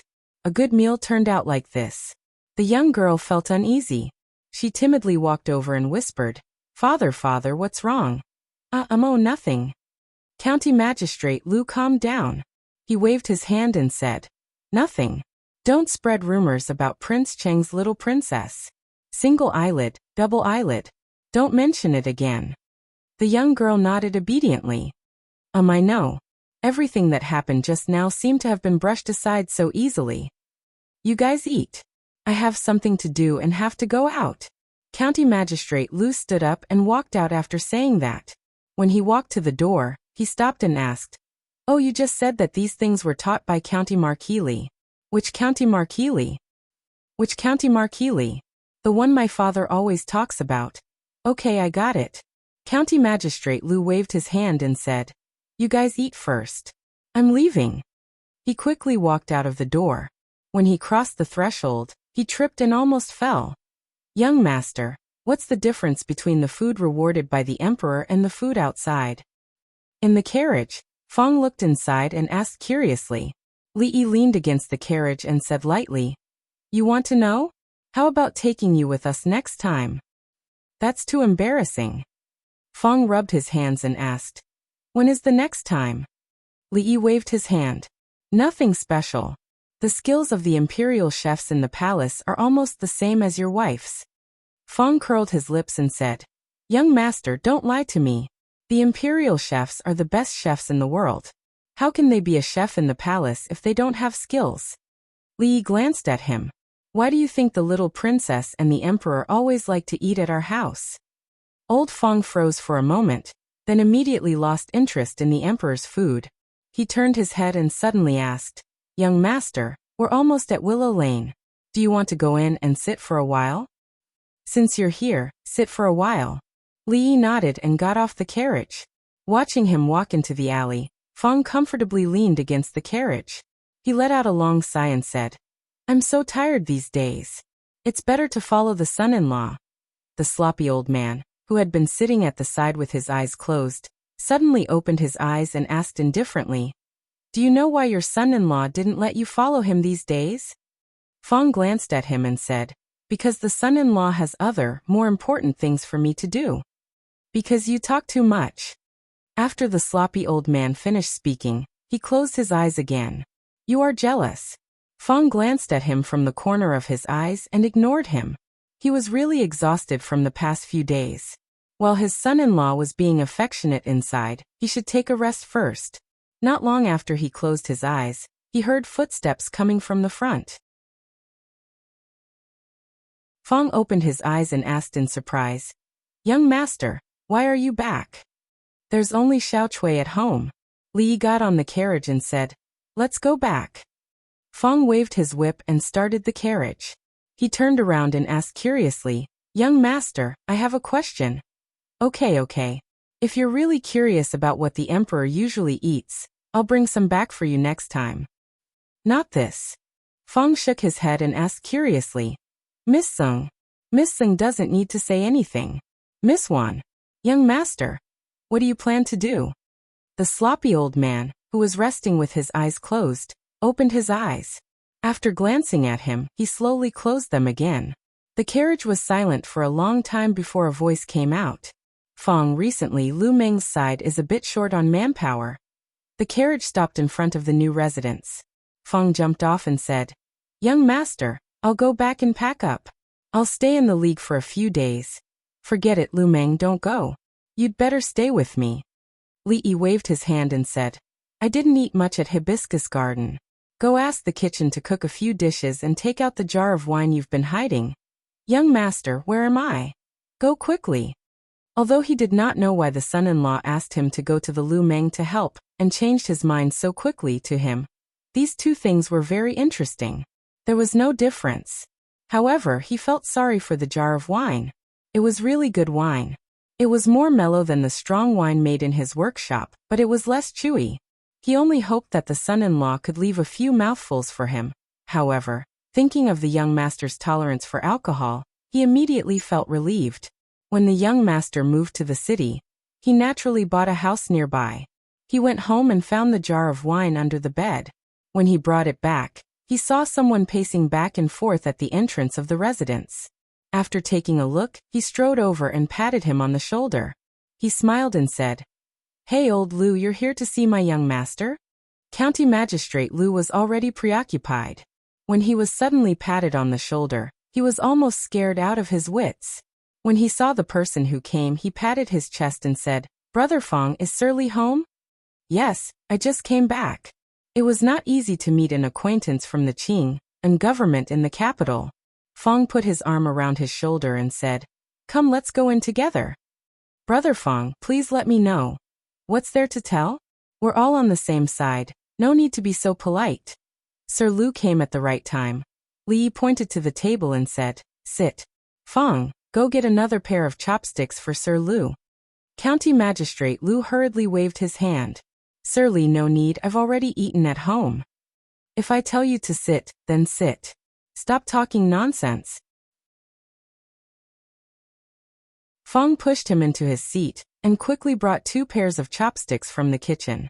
He also sat to the side. Sir Lu, you've been busy with political affairs recently. It's really hard for you.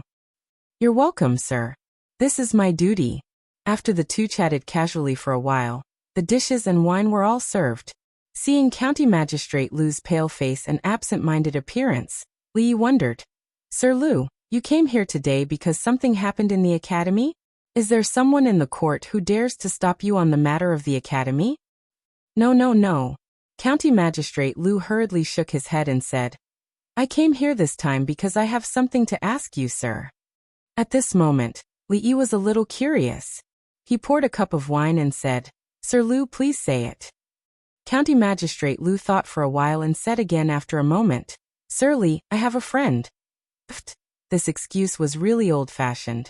How stupid would one be to use it? Li almost spat out the wine in his mouth. If he hadn't turned his head quickly, he would be the only one who could eat this table of dishes and wine today. County Magistrate Lu was stunned and asked, Sir Li, what's wrong with you? Cough, cough. Nothing, I'm fine. Sir Lu, what's wrong with your friend? Go on. Li wiped his mouth and said while waving his hand.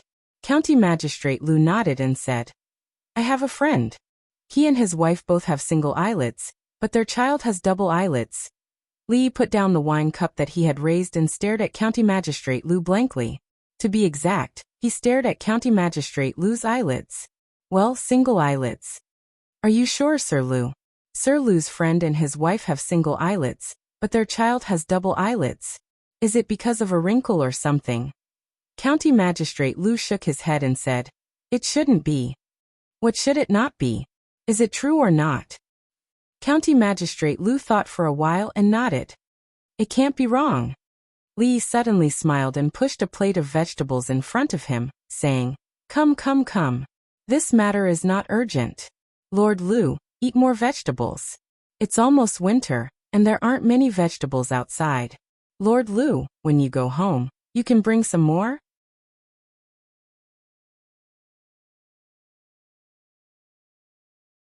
Chapter 809. I've already eaten at home. County Magistrate Lu looked at the plate of green vegetables in front of him, and was startled. He said, Lord Li, I just want to ask. I suddenly had an inspiration and came up with a poem. Why don't you help me analyze it? County Magistrate Lu was startled again. He cupped his hands and said, Lord Li is the #1 scholar in the imperial court with unparalleled talent in poetry. I'm not talented and I don't dare. Li waved his hand and said, It's just an exchange. Lord Lu, you don't have to belittle yourself. It's nothing.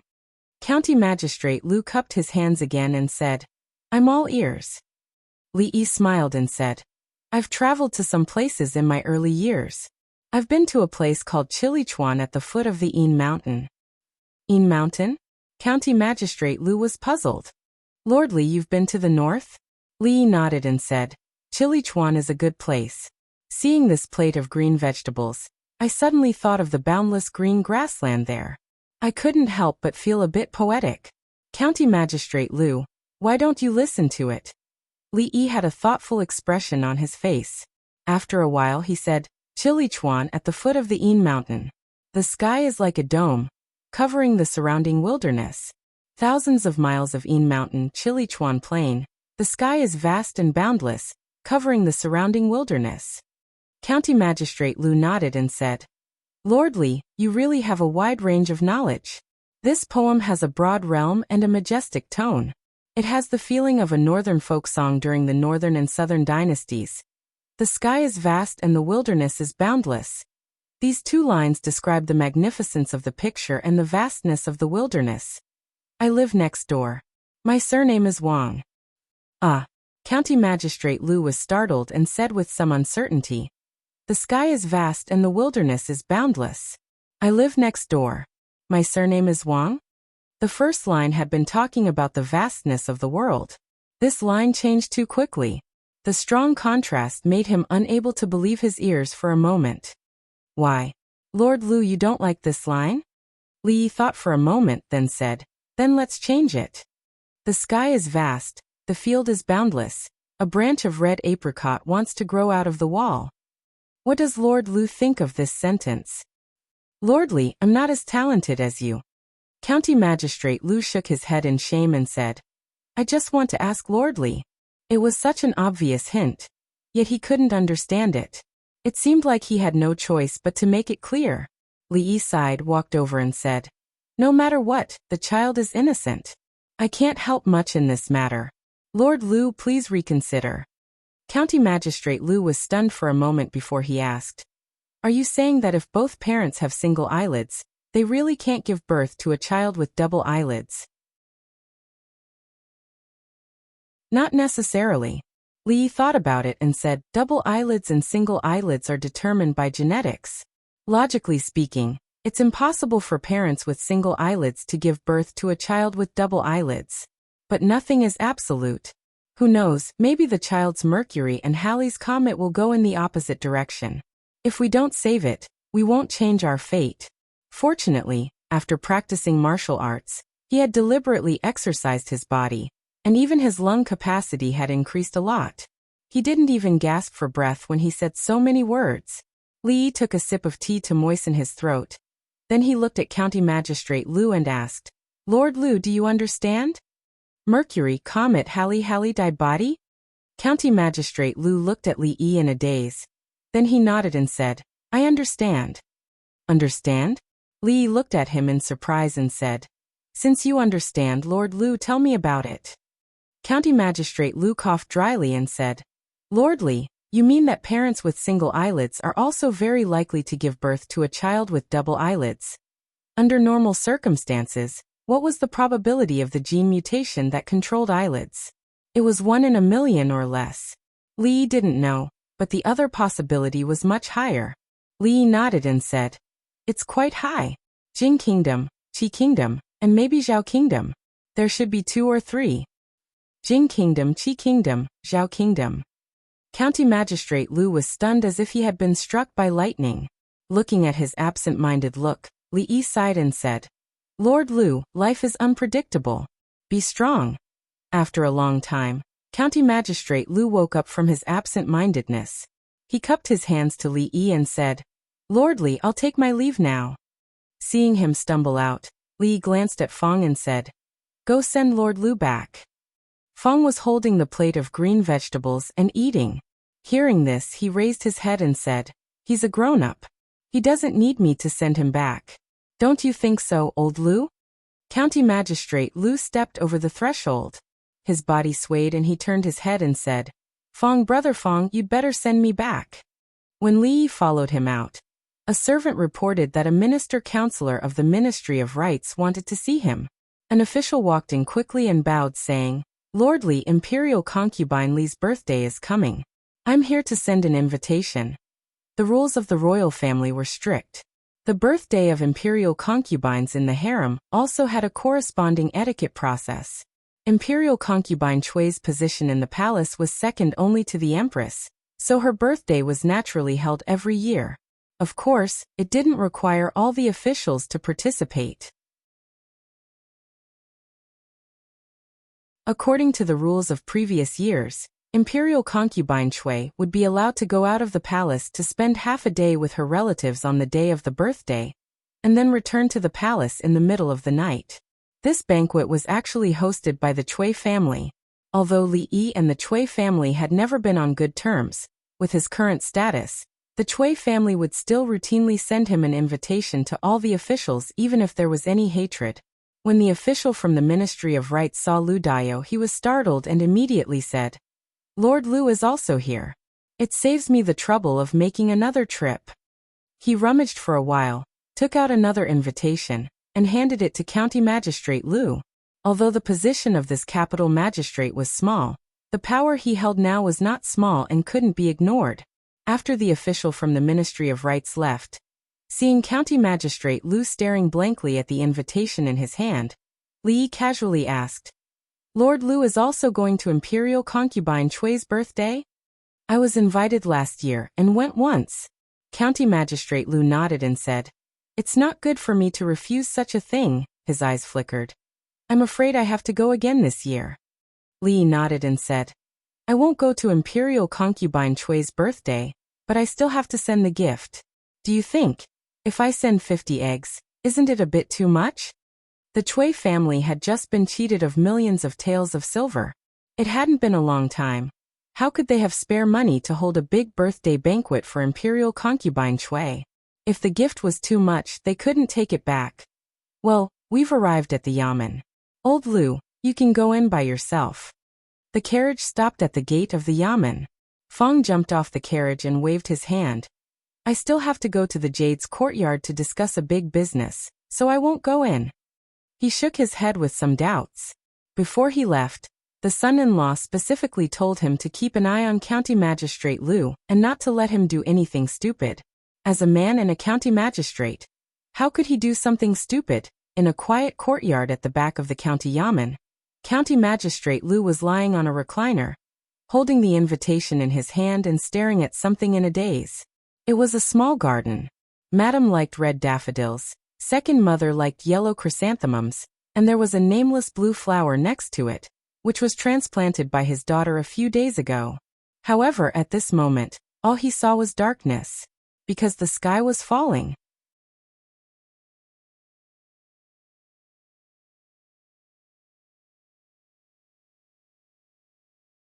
Chapter 8:10. I'm not very familiar with some of the people here, but since you've chosen them, they shouldn't be too far off. Li put down the list in his hand and said, "That's it. Let's settle it for the time being. After a while, we'll have another assessment." The eldest princess nodded. She thought of something and said, "Today is Imperial Concubine Chui's birthday. Although you don't get along well with the Chui family, according to etiquette, you should also send a gift. Otherwise, I'm afraid it will attract criticism." The old madam had already warned him about this matter 2 days ago. According to etiquette, with Imperial Concubine Chui's rank, there were only a few people in the harem who were higher than her. After all, she was an imperial concubine. Since the Chui family had sent an invitation, even if he didn't intend to go in person, he had to prepare a gift to not appear disrespectful. Nowadays, he carried too many titles and wasn't as carefree as before. There were some things that he still had to pay attention to. Then send a few boxes of fresh vegetables. They're green and not commonly seen in this season. In the future, it would be very inappropriate to give such a gift, not to mention that it was given to an imperial consort. However, it was different here. In the current season, a handful of fresh vegetables could not be bought with money. In the past, when the old emperor bestowed the important officials, which of the vegetables were not wilted? They were definitely not as green as the ones he gave himself. That's fine. Although this gift isn't heavy, it's just a token of appreciation. Emmingza nodded and said, "A few years ago, the Chui family failed to win over Prime Minister Shen. The Shen family only sent an ordinary painting. Those important officials in the court who were unwilling to take sides were probably the same. Let's leave this matter as it is. Recently, there hasn't been any major events in the court. After this matter, you should rest for a while." Li warned her, got up and said, "I'll go back first. I'm boiling soup at home. It should be almost done." He didn't know if it was because she was about to give birth in 2 months, but Rui had recently lost her appetite. He had developed several new kinds of soup, which were nourishing and had the effect of stimulating the appetite. Emmingzu walked him to the door of the hall and suddenly asked, "Why don't you bring soup when you come here recently?" "Forget it, it doesn't seem to have any effect. I won't wear it in the future." Li shook his head and sighed. "Next time you come, bring some more. I quite like the soup." Her body stiffened slightly as she spoke in a calm tone. Then she turned around and walked back into the bedroom. In front of the bed, the eldest princess, the first person in the Jing kingdom to personally lead the state affairs and supervise the country on behalf of the emperor, took off her coat and loosened her corset a little. Since a few days ago, if the girdle was as tight as it used to be, he would find it hard to breathe. Every August, there would be 2 grand events in the capital. One of them was the night of the Mid-Autumn Festival on August 15th. It was a carnival for all the people in the capital. There was no curfew on the night of the Mid-Autumn Festival. The whole capital was decorated with lanterns and streamers. The brothels, wine shops, and brothels were also open all night. It was very lively. Although noble consort Chui's birthday could not be compared with the Mid-Autumn Festival, the curfew was only delayed for 2 hours for the convenience of the guests. However, on August 23rd, the carriages and sedans lined up in front of the Chui family's house occupied at least 2 streets. The night had just fallen. 2 people were walking on the crowded street. One of them looked ahead and said in surprise, "Your Excellency, during noble consort Chui's birthday last year, the carriages and sedans of the guests were all lined up here, right?" County Magistrate Lu nodded and said, "I remember that there was a whole street less this year than last year." Detective Zhao thought for a moment and said, "No wonder. At this time last year, the King of Shu was still in the capital. Many officials naturally had to give face to the King of Shu." County Magistrate Lu did not continue, but he knew in his heart that even if the King of Shu was still in the capital today, the scene in front of the Chui family's house would not be much better than now. That was because some of the owners of the carriages that had been parked here last year had died. Some had been imprisoned, some had their properties confiscated, and some had been exiled. Some felt that there was no need for them to come here this year or in the future. Detective Zhao did not continue this topic, but asked again, "Your Excellency, are you still going to put down the gifts and go in for a while this year?" County Magistrate Lu shook his head and said, "You wait outside for a while tonight. You have sent such a generous gift, you have to eat some of it back." At this time, there were not many guests in front of the Chui family's house. County Magistrate Lu walked over and handed over the gift list. A servant of the Chui family looked through it and immediately bowed and said, "Your Excellency, please." In a side hall of the Chui family's house, Chui Qingze, the master of the Chui family, was holding a thin book in his hand with a slightly gloomy face. "Is that all?" The servant of the Chui family beside him said in fear, "That's all." Behind him, a middle-aged man had already stood up, and his face was extremely gloomy. "Oh." The number of people coming to the house this year is not even half of last year's. Do they really think that the Chui family will collapse when Her Highness goes to Shuzhou? Another voice came from behind. Could it be that it's not the right time yet and many people are on the way? However, this voice was very low, as if even the owner of the voice knew that he did not have any confidence in saying this. Too many things have happened in the past year. Chui Qingze put down the book in his hand, took a deep breath, and said, "Don't mention this again. Her Highness will be here soon. Get ready." The Chui family's house today was not as lively as in previous years. The mansion was still crowded. Although the King of Shu's party was temporarily depressed, they were still a force that could not be ignored in the court. Some important guests would naturally not be with the majority of the people. In another quiet hall, the environment was much quieter than the other places in the mansion. His Majesty values filial piety very much. This time, for Her Highness's birthday, he did not allow Her Highness to return to the capital. The memorial jointly submitted by the Ministry of Rights was rejected as soon as it was submitted. Now he wants the eldest princess to govern the country. What do you think His Majesty is thinking? There were only a few people in the hall. At this time, the one who spoke was the Assistant Minister of the Ministry of Rights. It seems that what Her Highness did last time really touched His Majesty's reverse scale. "Sigh, I don't know who gave Her Highness the idea, but we didn't know anything. Otherwise, things would not have come to this. In the past year, you have seen how much we have lost. The Chui family today is completely incomparable to a year ago. Now they want to build an academy and help the poor. Whether it is in the court or among the people, our influence cannot continue to be stable." Every year on Imperial Consort Chui's birthday, the officials and nobles in the court who had sided with the King of Shu would gather. It was a crucial day for the King of Shu's faction to plot together. Several people in the hall conversed softly. At a certain moment, someone suddenly raised his head and asked, "Now that Her Highness is in a difficult situation, I wonder what Assistant Minister Zeng thinks." The few of them turned their gazes over. Although the Zeng family had only risen in recent years and had a weak foundation, it could not be compared to families like the Chui family and the Chen family. However, Zeng Shichen was an extremely powerful person. After plotting together for so many years, they had long understood this. Zeng Shichen, who had been sitting there drinking tea since he stepped into the hall, raised his head and looked around blankly. He nodded and said, "The tea is good, not bad. Lord Chen, what do you think?" Chen Chong raised his teacup and took a sip. He said calmly, "Lord Zeng is right. This tea is not bad." Just as he finished speaking, there was a commotion outside. A servant of the Chui residence hurried in to report that Imperial Consort Chui had arrived. "Husband, can you really tell so much from single eyelids and double eyelids?"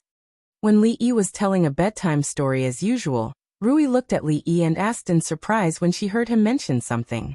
Actually, there are many things in this world that follow a pattern. Li Yi smiled as he tucked her in.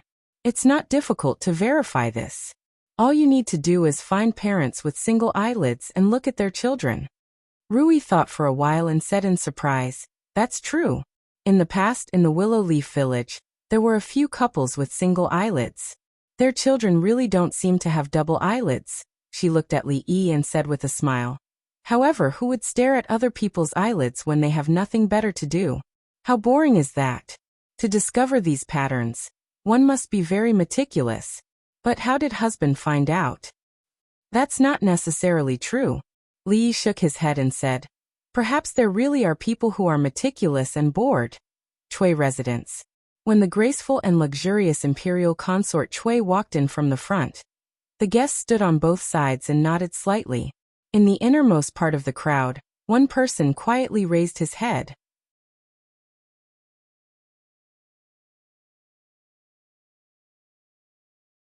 Chapter 8:11.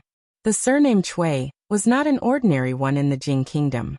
There were many families with the surname Chui in the Jing Kingdom, but the Chui family that people often mentioned only referred to the Chui family of Wang Province. As a prestigious clan that had been passed down for a few hundred years, it had experienced the change of dynasties, the change of ownership of the land, and how many imperial powers had been destroyed before rising again. But the Chui clan was still the Chui clan, and it stood towering on that piece of land without collapsing. It was truly even more stable than the imperial family. Of course, it wasn't because the Chui clan's military strength was strong, and it possessed an army of its own that caused the imperial family to be extremely fearful of it. It was instead because the Chui clan had been passed down for a few hundred years, and it was even to the extent that the Chui clan had an extremely high prestige in the hearts of the scholars in the Moon Prefecture, the neighboring prefectures, and even the entire world. It was easy to destroy the Chui family, but at the same time, it also destroyed the people's trust in the royal family. Therefore, even decades ago, when the Chui family was at its peak and could even control the court, the royal family did not take any extreme measures against the Chui family. Of course, since the emperor ascended the throne, he had deliberately supported the poor and adopted a strategy of slowly nibbling away at the power of the noble families in the court. In the past 20 years, the Chui family's influence in the court had been greatly weakened. Especially in this year, the Chui family's arrangements in the court for more than 10 years had almost suffered a destructive blow, and their reputation was no longer as strong as before. However, a starving camel was still bigger than a horse. The Chui family's disciples were all over the world, and they still had a reputation among the people. Moreover, they had a daughter who was the imperial concubine. Even if their influence was not as strong as before, they should not be underestimated. Moreover, the prince that imperial concubine Chui gave birth to was the current emperor's eldest son. According to the rules of etiquette, after the king of Shu ascended the throne, the Chui family's power would definitely reach a new peak. Every year, during imperial concubine Chui's birthday, she would appear for a short while at the Chui family's residence. This was also one of the few opportunities that some low-ranking officials had to see the beauty of the imperial concubine. Of course, when the imperial concubine walked over, most people would lower their heads to pay their respects, and they would even miss this opportunity. Therefore, no one noticed that in the crowd, the governor of the capital, Lu Dayo, had lowered his head and looked at imperial concubine Chui, who was walking over slowly. Then he lowered his head again, and moved his lips without making any sound. If someone knew how to read lips, they would naturally be able to read what he said. Damn it, it's too far, I can't see it clearly. It was the birthday of the noble consort. According to the rules of etiquette, there was a set of complicated procedures that had to be followed in the palace during the day. When noble consort Chui arrived at the Chui residence from the palace, it was already night time. Even though the Chui residence was brightly lit with lanterns and streamers, it was not difficult to see noble consort Chui's appearance from the back of the crowd at a distance of half a zhang. However, if one wanted to see more details, such as the color of noble consort Chui's lipstick, whether she had too much makeup on her face, whether she had a single eyelid and so on, he couldn't see these clearly. Family concubine family, family members. Although imperial concubine Chui was born in the Chui family, her identity had changed since she entered the palace. Her relationship with the Chui family had changed. Therefore, when she walked in slowly with the help of a palace maid, the head of the Chui family and the members of the Chui family were waiting respectfully in front of her. In the crowd, a minister of the Ministry of Rights lowered his head and waited for imperial concubine Chui to walk past him. He was still thinking, I don't know what imperial concubine Chui looks like. Last year, I didn't dare to raise my head. This year, I'm standing a little forward, but I still don't dare to raise my head. Just when he was hesitating whether he should glance at her or not, he suddenly felt a huge force behind him. He staggered and fell forward. Thump. The minister of the Board of Rights knelt on the ground. Before he could get up, he felt something pressing down on him from behind. Then there was a panicked voice. Who pushed me just now? Clang. Several guards rushed out from behind Imperial concubine Chui. They unsheathed their weapons and pointed at the two people in front of them. Who are you? His eyes were blinded by the cold light on the tip of the saber. The minister of the Ministry of Rights had just stood up when he slumped back down. A middle-aged man got up from the ground and said in a panic, I don't know who pushed me from behind just now and disturbed your highness. Please forgive me. What's going on? Who are you? The head of the Chui family and the rest of the Chui family hurried over and asked with a gloomy face. The surrounding officials were also stunned because of this matter. Some people recognized the identity of the two men and immediately whispered to each other. Isn't that Minister Zhang of the Ministry of Rights? That seems to be Lord Liu, the capital magistrate. Why did the two of them run out? They said they were pushed by someone. Who would do such a senseless thing? Only then did the head of the Chui family, Chui Qingze, realize that it was a false alarm. He relaxed and was about to speak with a frown when Imperial concubine Chui's voice came. Since there's nothing else, forget it. Go in first. Thank you, Your Highness. Your Highness is generous. County Magistrate Liu respectfully stood where he was and bowed to Imperial concubine Chui. When he raised his head, his face was full of gratitude and respect. Then he returned to where he was and stood there respectfully. Imperial concubine Chui was indeed Imperial concubine Chui. Her eyes were probably the most beautiful single eyelids he had ever seen. The head of the Chui family vaguely glared at County Magistrate Liu and the Minister of the Ministry of Rights. Then he turned his head and stretched out his hand, saying, Your Highness, please. Although today was Imperial concubine Chui's birthday banquet, for most people, they could only glance at Imperial concubine Chui when they lowered their heads. After Imperial concubine Chui and the core members of the Chui family entered the main residence, the atmosphere outside began to warm up again. When fireworks began to bloom in the sky above the Chui residence, Yu Dingfeng, the patriarch of the Yu family, who was sitting at a table in a hall, smiled and said, If you want to talk about fireworks, you'll have to depend on Duke Chen's residence. Brother Chui, next year, you'll have to learn from Brother Chen. The head of the Chui family smiled but did not speak. Chen Chong led the guards of the Chen family to attack the Yu family's residence, and even tore down the main gate of the Yu family's residence. Although the Yu family later paid a price to settle the matter, the enmity between the two families was considered to be formed. Everyone present was an old fox.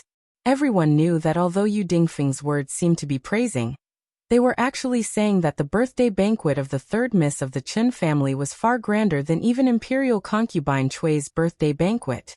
The Yu family had made a great contribution in the matter of the academy.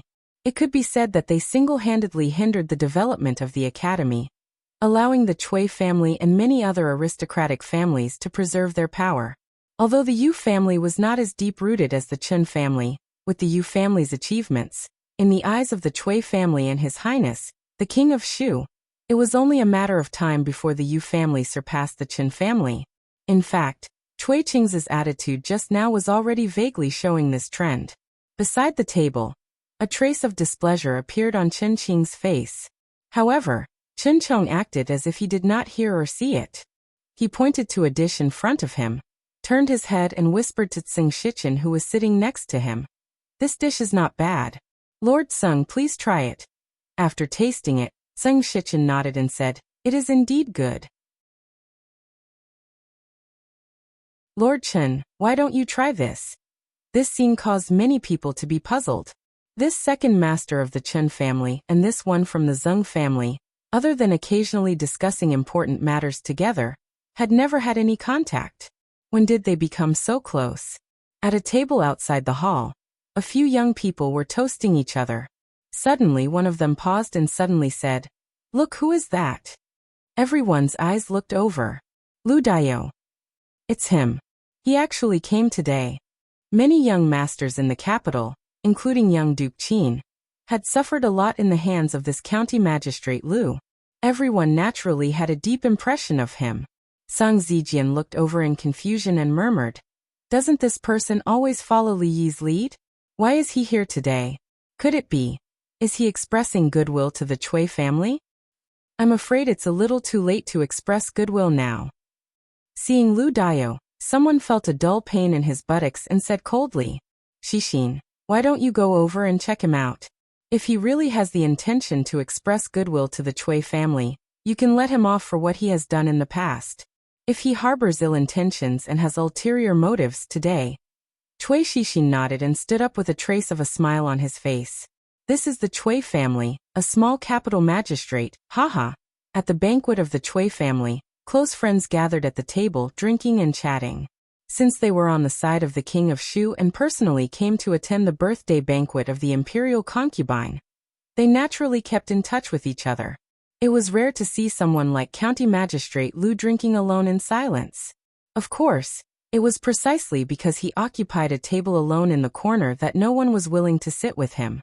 Naturally, no one could hear the words he whispered while drinking alone. Single eyelid, double eyelid. Damn it, what is this? Damn it, if I had known this, I wouldn't have come today. Motherf asterisk Kerr, who would believe such a thing? I can't say it. I can't say it now. The Chui family, he, Lord Lu. Chui Xixin came from behind with a wine glass in his hand, and was about to speak with a smile. Damn it. County Magistrate Lu turned his head and said with a depressed face, extremely impatient.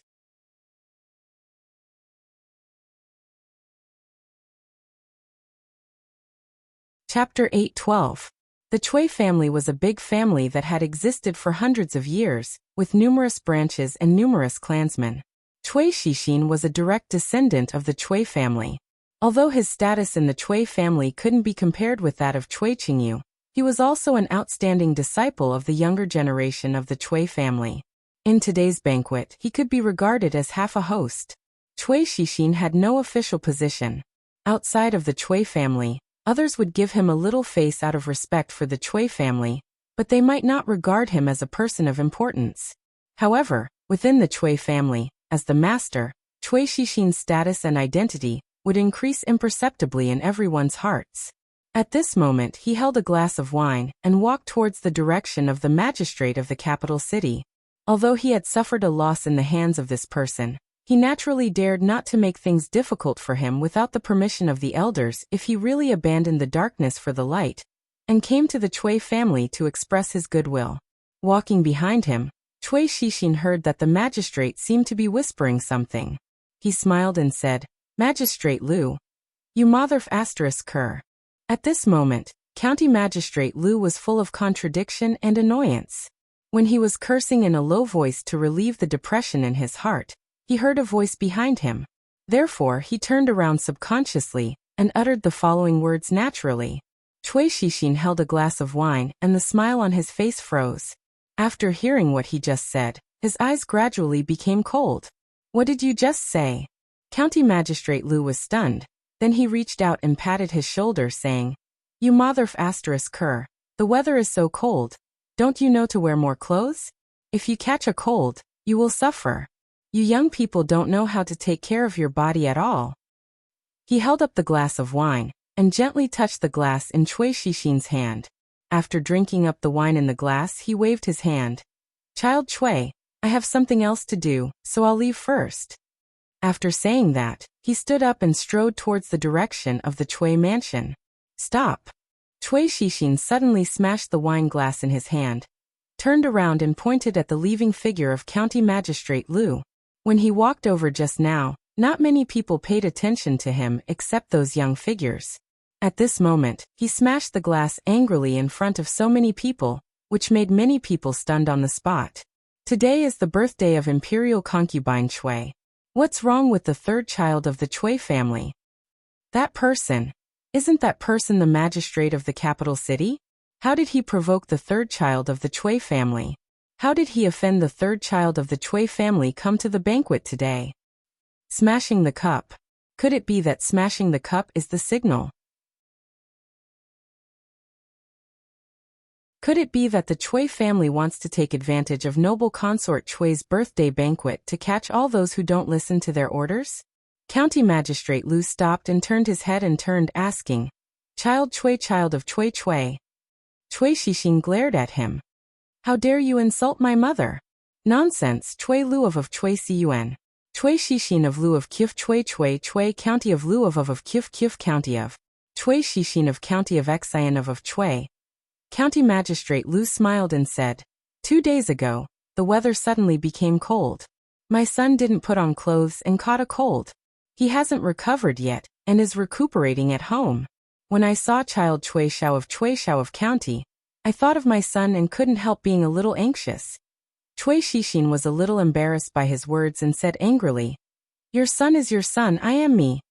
County Magistrate Lu hurriedly waved his hand and explained, Child Chui, you are right. I don't have a son like you. You. Chui Shixin's face was full of anger again. At this time, a figure came hurriedly behind him. What's wrong? What happened? A middle-aged man walked out of the hall and looked at Chui Shixin. Chui Shixin pointed at County Magistrate Lu. After moving his lips, he lowered his head and said, Fourth uncle, it's nothing. Lord Lu wants to leave, and I will see him off. He was very clear that the most important thing today was the birthday banquet of the imperial concubine. Not to mention him. Even his father would not be able to get away if something happened at the birthday banquet. He was irritated by the rude words of Lu just now. Now that he calmed down, he immediately broke into a cold sweat. Child Chui, don't be so polite. I know the way.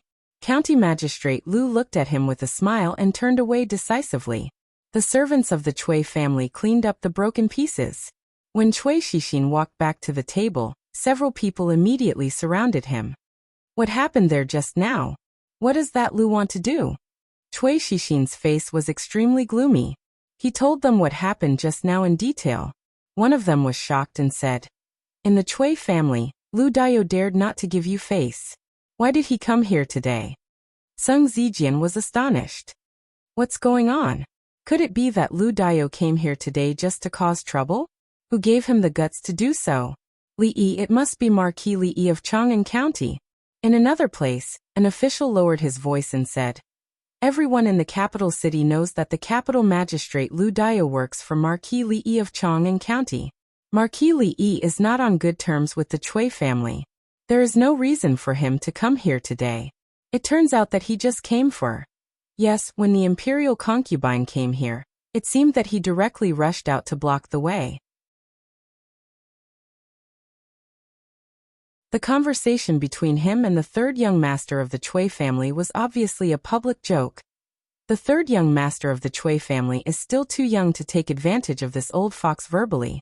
However, this Lu Dao is really bold. He even dared to make trouble at the birthday banquet of the imperial concubine. Marquis Li Yi is too strong. The Chui family can't do anything to him, but he is just a small capital magistrate. He's going too far. He's going too far. A man of the Chui family slapped the table and said angrily, He really thinks that the Chui family can come and go as he pleases. Why didn't we stop him just now? The fourth uncle of the Chui family glanced at him and said, He is after all a fifth-grade capital magistrate and works for the princess. You know who is in charge in the court now. Besides, what reason can he use to detain an official of the court? Do you think the Chui family is still the same Chui family as before?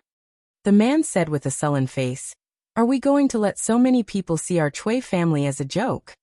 Fortunately, it's just a small conflict between Shi Xian and him. The impact hasn't spread. The fourth uncle of the Chui family knocked on the table with his index finger and said, The matter of the academy has come to an end. If there is no accident, it won't be long before the eldest princess's academy can't be run anymore. With such a big oversight, we don't need to do anything. At that time, the officials won't allow her to continue to manage the government. At that time, we can slowly deal with the capital magistrate. However, County Marquis Li and Dr. Li have really gone too far by making trouble in our Chui mansion during the concubine's birthday. Outside the Chui mansion, Detective Zhao saw his master coming out from inside and said in surprise, Master, is it over? Why are you back so soon? Have you eaten your capital back? He was extremely curious at the moment. What did his master eat inside? How could he eat such a generous gift in such a short time? County Magistrate Lu shook his head and said, Not much. I came back after drinking a few cups of wine. Detective Zhao thought for a while and asked, then, did you see the imperial concubine? Yes. County Magistrate Lu nodded. Detective Zhao looked curious and asked, what does the imperial concubine look like? How is she different from ordinary women? Shut up. County Magistrate Lu glanced at him and said lightly, a loose tongue can cause trouble. You can't talk about the affairs of the royal family at will. Do you want your head or not? Detective Zhao was stunned for a moment, and then came to his senses. He slapped himself and said repeatedly, Master, please forgive me.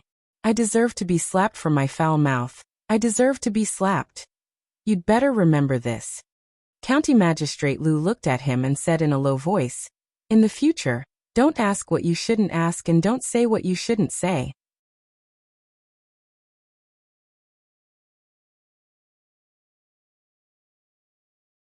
Chapter 8:13. Safe Journey, Your Highness. Safe Journey, Your Highness. Although Imperial Consort Chui could leave the palace to reunite with her family on her birthday, she could not spend the night outside the palace.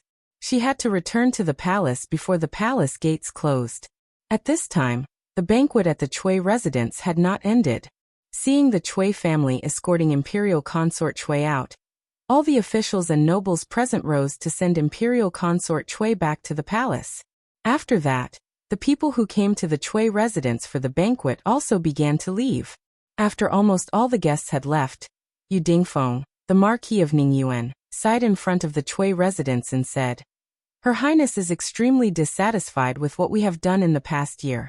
If the situation continues to develop like this, the foundation that we have painstakingly built in the court over the past decades will be completely destroyed.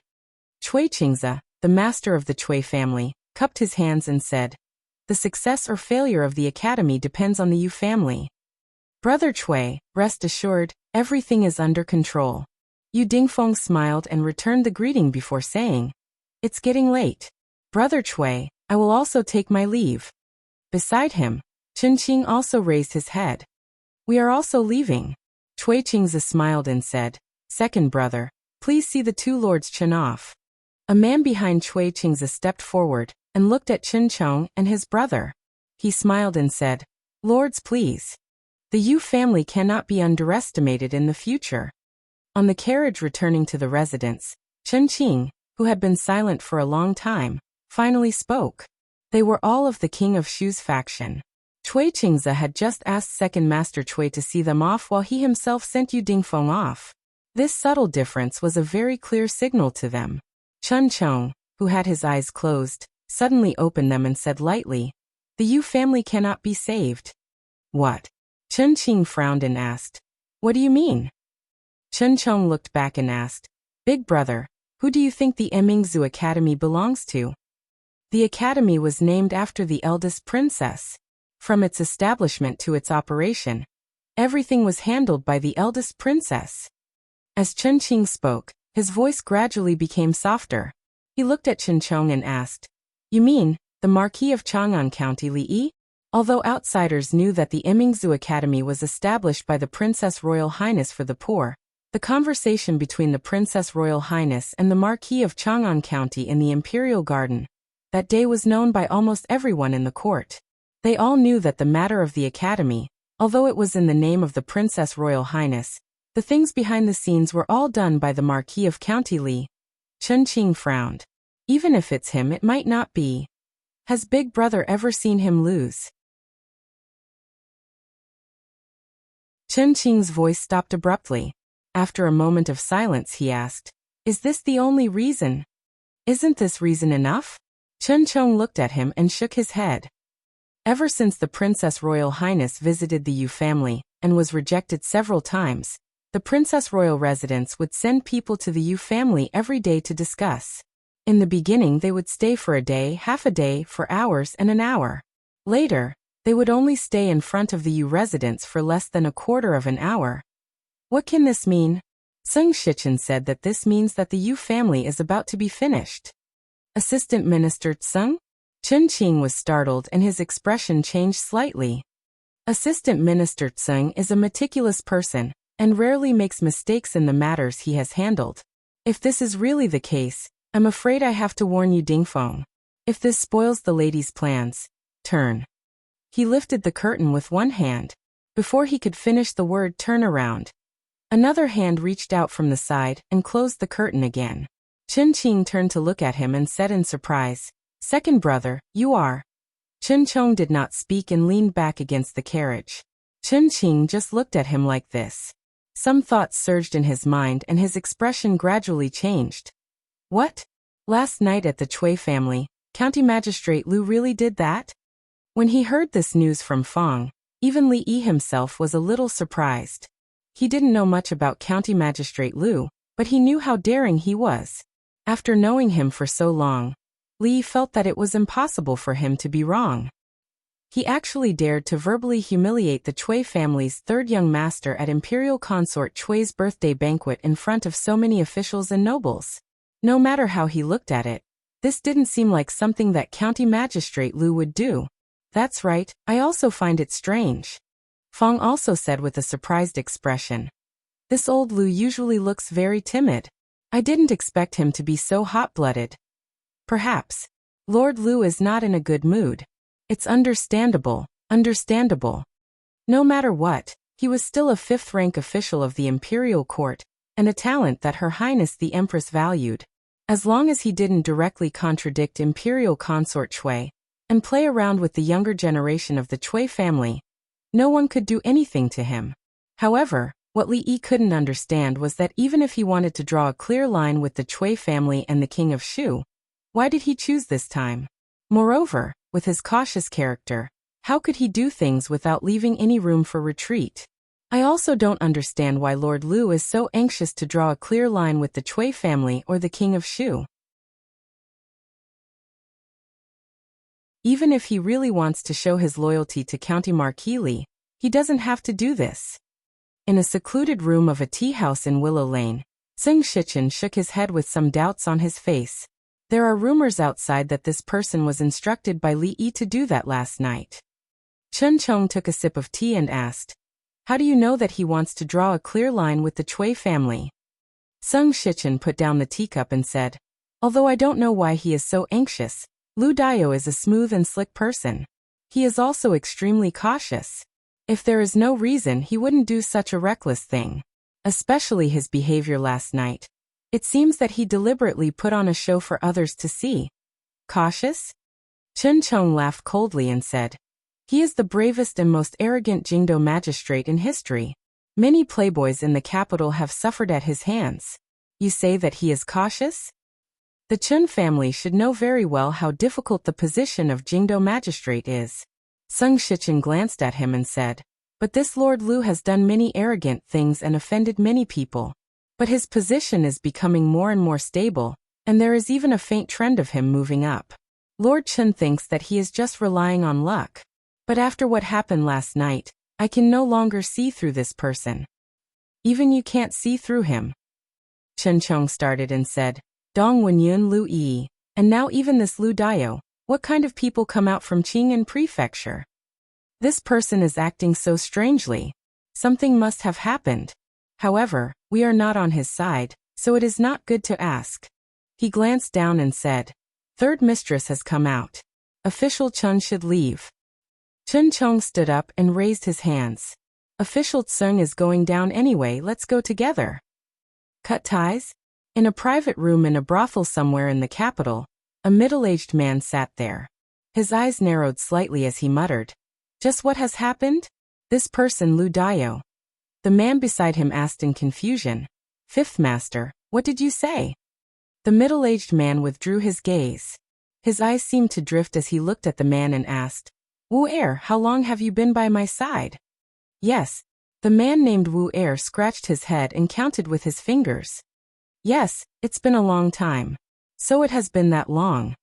The middle-aged man stretched his body and said, "Go downstairs and buy some preserved fruits from Fuji."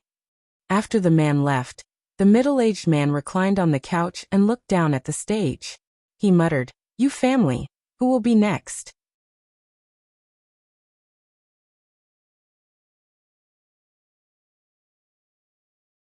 Chapter 8:14. Yusan didn't have a name, or rather, his name was Yusan. He was sold to the Yu residence as a servant at a young age. At first, he only did odd jobs such as cleaning buckets and pouring night incense. Later, because he was quick-witted, he caught the eye of a steward and was allowed to leave the residence. He became a shop assistant in the family's shop, and his days were much more comfortable than before. A few days ago, due to his outstanding performance, he was promoted from a shop assistant to the shopkeeper of the shop. It could be said that he stood at the highest point of his life. The Yu family had been in the paper shop business for decades. The paper produced by the family could be used to supply the imperial court and the common people. It was quite popular throughout the Jing kingdom. Therefore, the Yu family shop in the capital was usually filled with customers. Most of the time, he was busy from morning to night. Yusen looked up and saw someone walking in. He immediately walked out and said with a smile, "Shopkeeper Ma, business has been good recently. I just ordered a batch yesterday, and you're here to order again today?" Shopkeeper Ma was in the picture book business, and had always used the Yu family's paper. Occasionally, they would give him a few wonderful picture books to comfort him on lonely nights.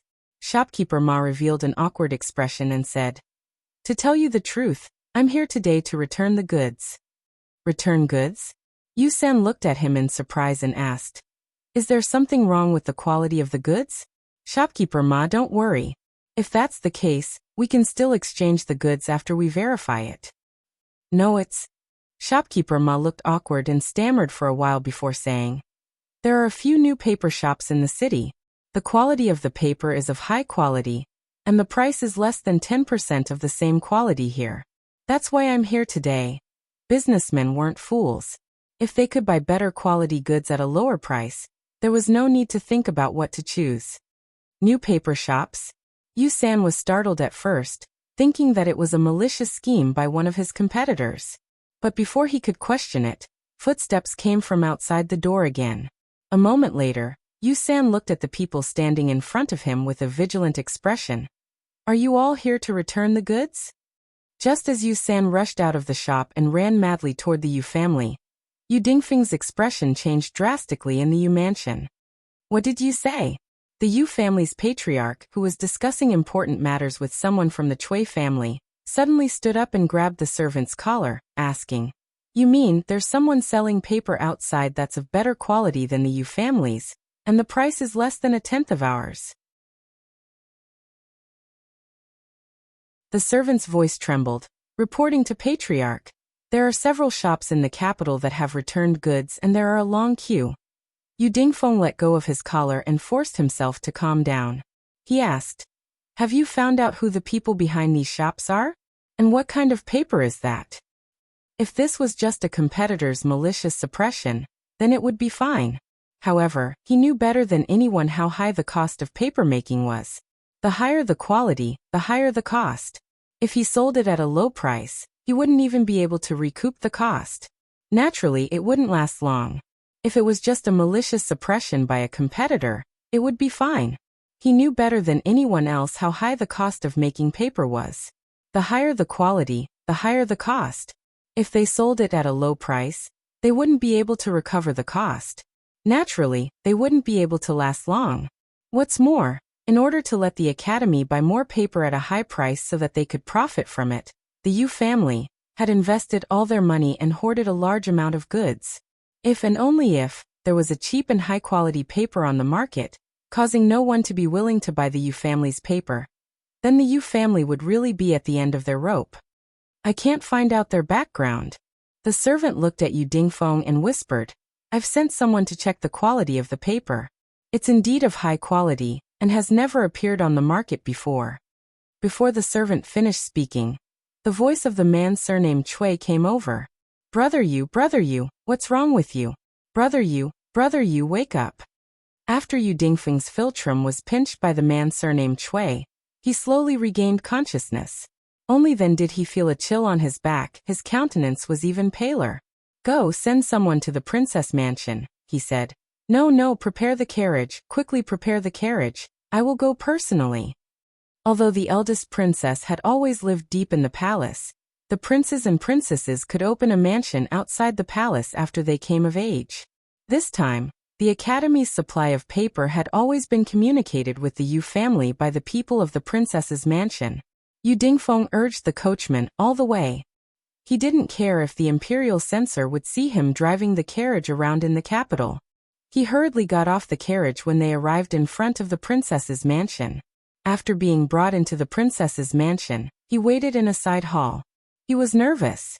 He didn't know how many times he had brewed a cup of tea. He didn't see a female official slowly walk in until it was tasteless. Yu Dingfeng hurriedly got up and said directly, "I'm here today to supply paper to the academy." The female official looked at him and smiled. "There are a few new paper shops in the capital. Do you know about them?" Yu Dingfeng's legs went soft, and he fell heavily back on the chair. How could this be? How could this be? Chen Qing paced in the hall, occasionally glancing at Chen Chong, who was sitting there drinking tea. He said, "It's only been a few days since that night." In other words, before that, someone had already been plotting against the Yu family? Isn't this normal? Chen Chong looked up at him and asked, "What did the Cui family say?" Cui Qingza flipped the table on the spot. This is no longer just a matter of not stopping the establishment of the academy. Chen Qing said irritably. This time, the Yu family has done their best to bring down the eldest princess. And it is because of this that there will be no more Yu family in the future. Chen Chong shook his head and said, "Yu Dingfeng is too greedy." After the incident with the foreign merchants, the Cui family was greatly weakened. Now that there is no more Yu family, it is like the Cui family has lost an arm. And this arm was deliberately cut off. Someone purposely cut it off. Chen Qing's brows furrowed. He was suddenly shocked and asked, "You mean he has already begun to plot?" "Impossible, impossible. He only has a personal grudge with the king of Shu. He has never been close to any of the princes. Prince Jin is too young, and His Majesty has so many princes who have grown up. It can't be Prince Jin. This doesn't make sense, and it is not in accordance with the law.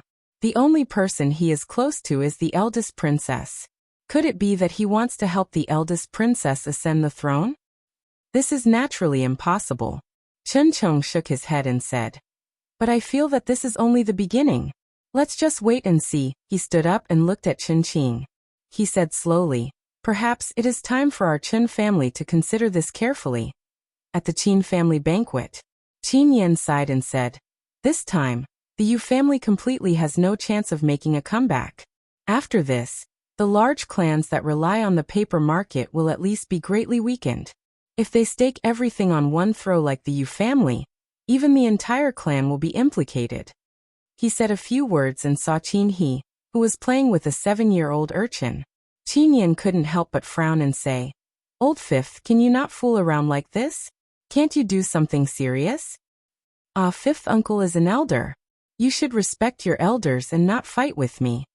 The fifth master of the Qin family was playing with the child of Qin Yan's concubine. When he heard this, he raised his head and had a stunned expression. "Big brother, I'm doing something serious every day. Watching a play and listening to music, this is what you mean by serious business?" Fifth Master Qin was at a loss. Could it be that this doesn't count? Everything is being arranged according to what you said. In the future, the price of paper will definitely plummet. The situation like the Yu family, where one family dominates the market, will no longer appear. Of course, even if it does, it will be us dominating the market. As Li Xian spoke lazily, he suddenly thought of something. He sat up and asked in confusion, "Now can you tell me what the second type of paper is used for?"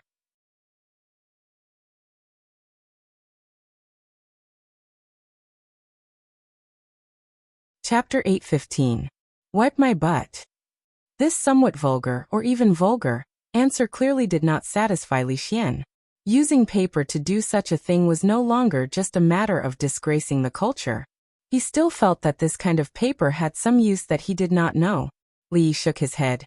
"You see, you asked me, and I told you, but you didn't believe me. Forget it, I will know one day." Li Xian gave up asking, curled his lips, and turned to leave. When he stepped out of the door, he stopped and thought for a moment, but a strange expression appeared on his face. Maybe it seems that it really works?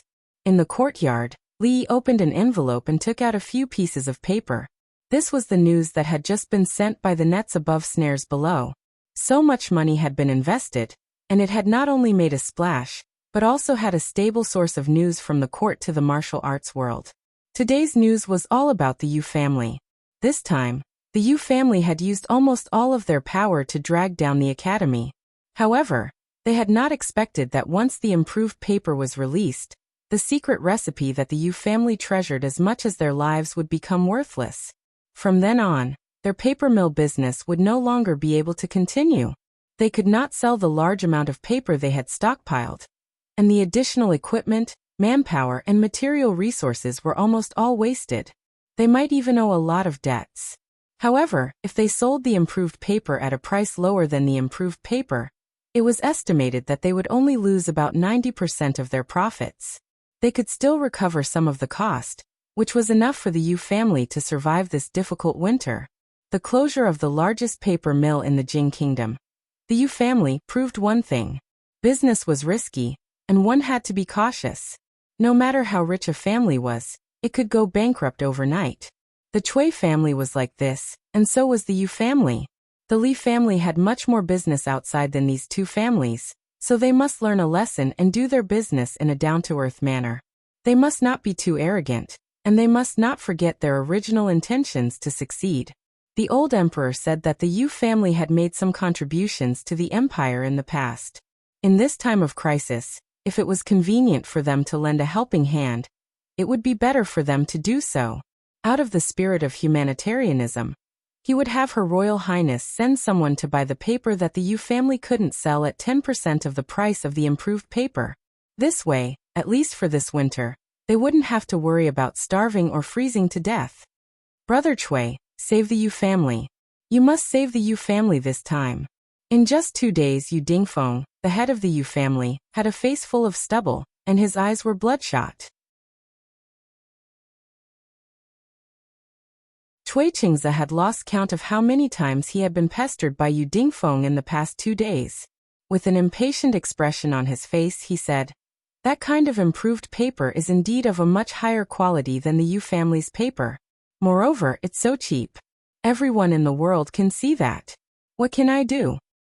As long as I can obtain that modification method." "You still want the improvement method?" Cui Qingze waved his sleeves and said, "Do you know who is behind those paper shops? The Crown Prince of Ning, Her Royal Highness, the Wang family. When you rejected the eldest princess 3 times, you should have expected that this day would come. Not to mention my Cui family. Even Her Highness can't interfere in this matter. From now on, the development of the entire paper industry in the Jing kingdom will be turned upside down." Yu Dingfeng sat back in his chair in a daze, the last trace of blood draining from his face.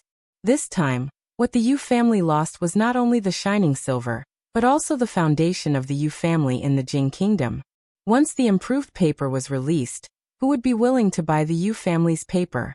In the future, the Yu family would only be left with Ning Yuanho's estate. Without credit, even if His Royal Highness King of Shu ascended to the throne in the future, the Yu family would have no value. What kind of generous reward could they get? Yu family, Yu family. From today onwards, there would be no Yu family. The Yu family has some foundation. After this incident, they won't completely fall. However, without the famous paper shops in the Jing kingdom, and without anyone in the court, the decline is only a matter of time. They want to obstruct the development of the academy for their own interests, so there is nothing to be pitiful about. With a single thought, she could decide the major events of the country. After a long time, Her Royal Highness also developed some temperament or momentum that she didn't have before. A centipede dies, but it doesn't fall down. Although the power of the King of Shu is not as strong as before, his prestige and influence are still there. But there is no hurry. If one Yu family falls, thousands of Yu families will fall too. There is still a lot of time, no hurry. The two were very clear about where the biggest obstacle in their plan was. Of course, the difficulties in the future might be greater, but before that, they had to clear these obstacles one by one. Sitting on the grassy slope behind the School of Mathematics, Emmingzu crossed her knees and said, "The establishment of the academy is enough to shake the foundations of the aristocratic families. Therefore, these days, the rich and powerful families all over the country have reacted fiercely. Unlike before, they were always a mass of loose sand. Now they have united and formed a force that can't be ignored. If we don't appease or deal with them, I'm afraid there will be a lot of trouble. Li lay on the lawn, folded his arms, and put them behind his head. He said lazily, "You have already shaken their foundations, and you still don't allow them to resist. Is there still any law in this world?" "Law." Emingzi glanced at him and said, "I am the law. What about me?" Li closed his eyes and twitched the corner of his mouth. He said, "Everyone is looking for their own interests.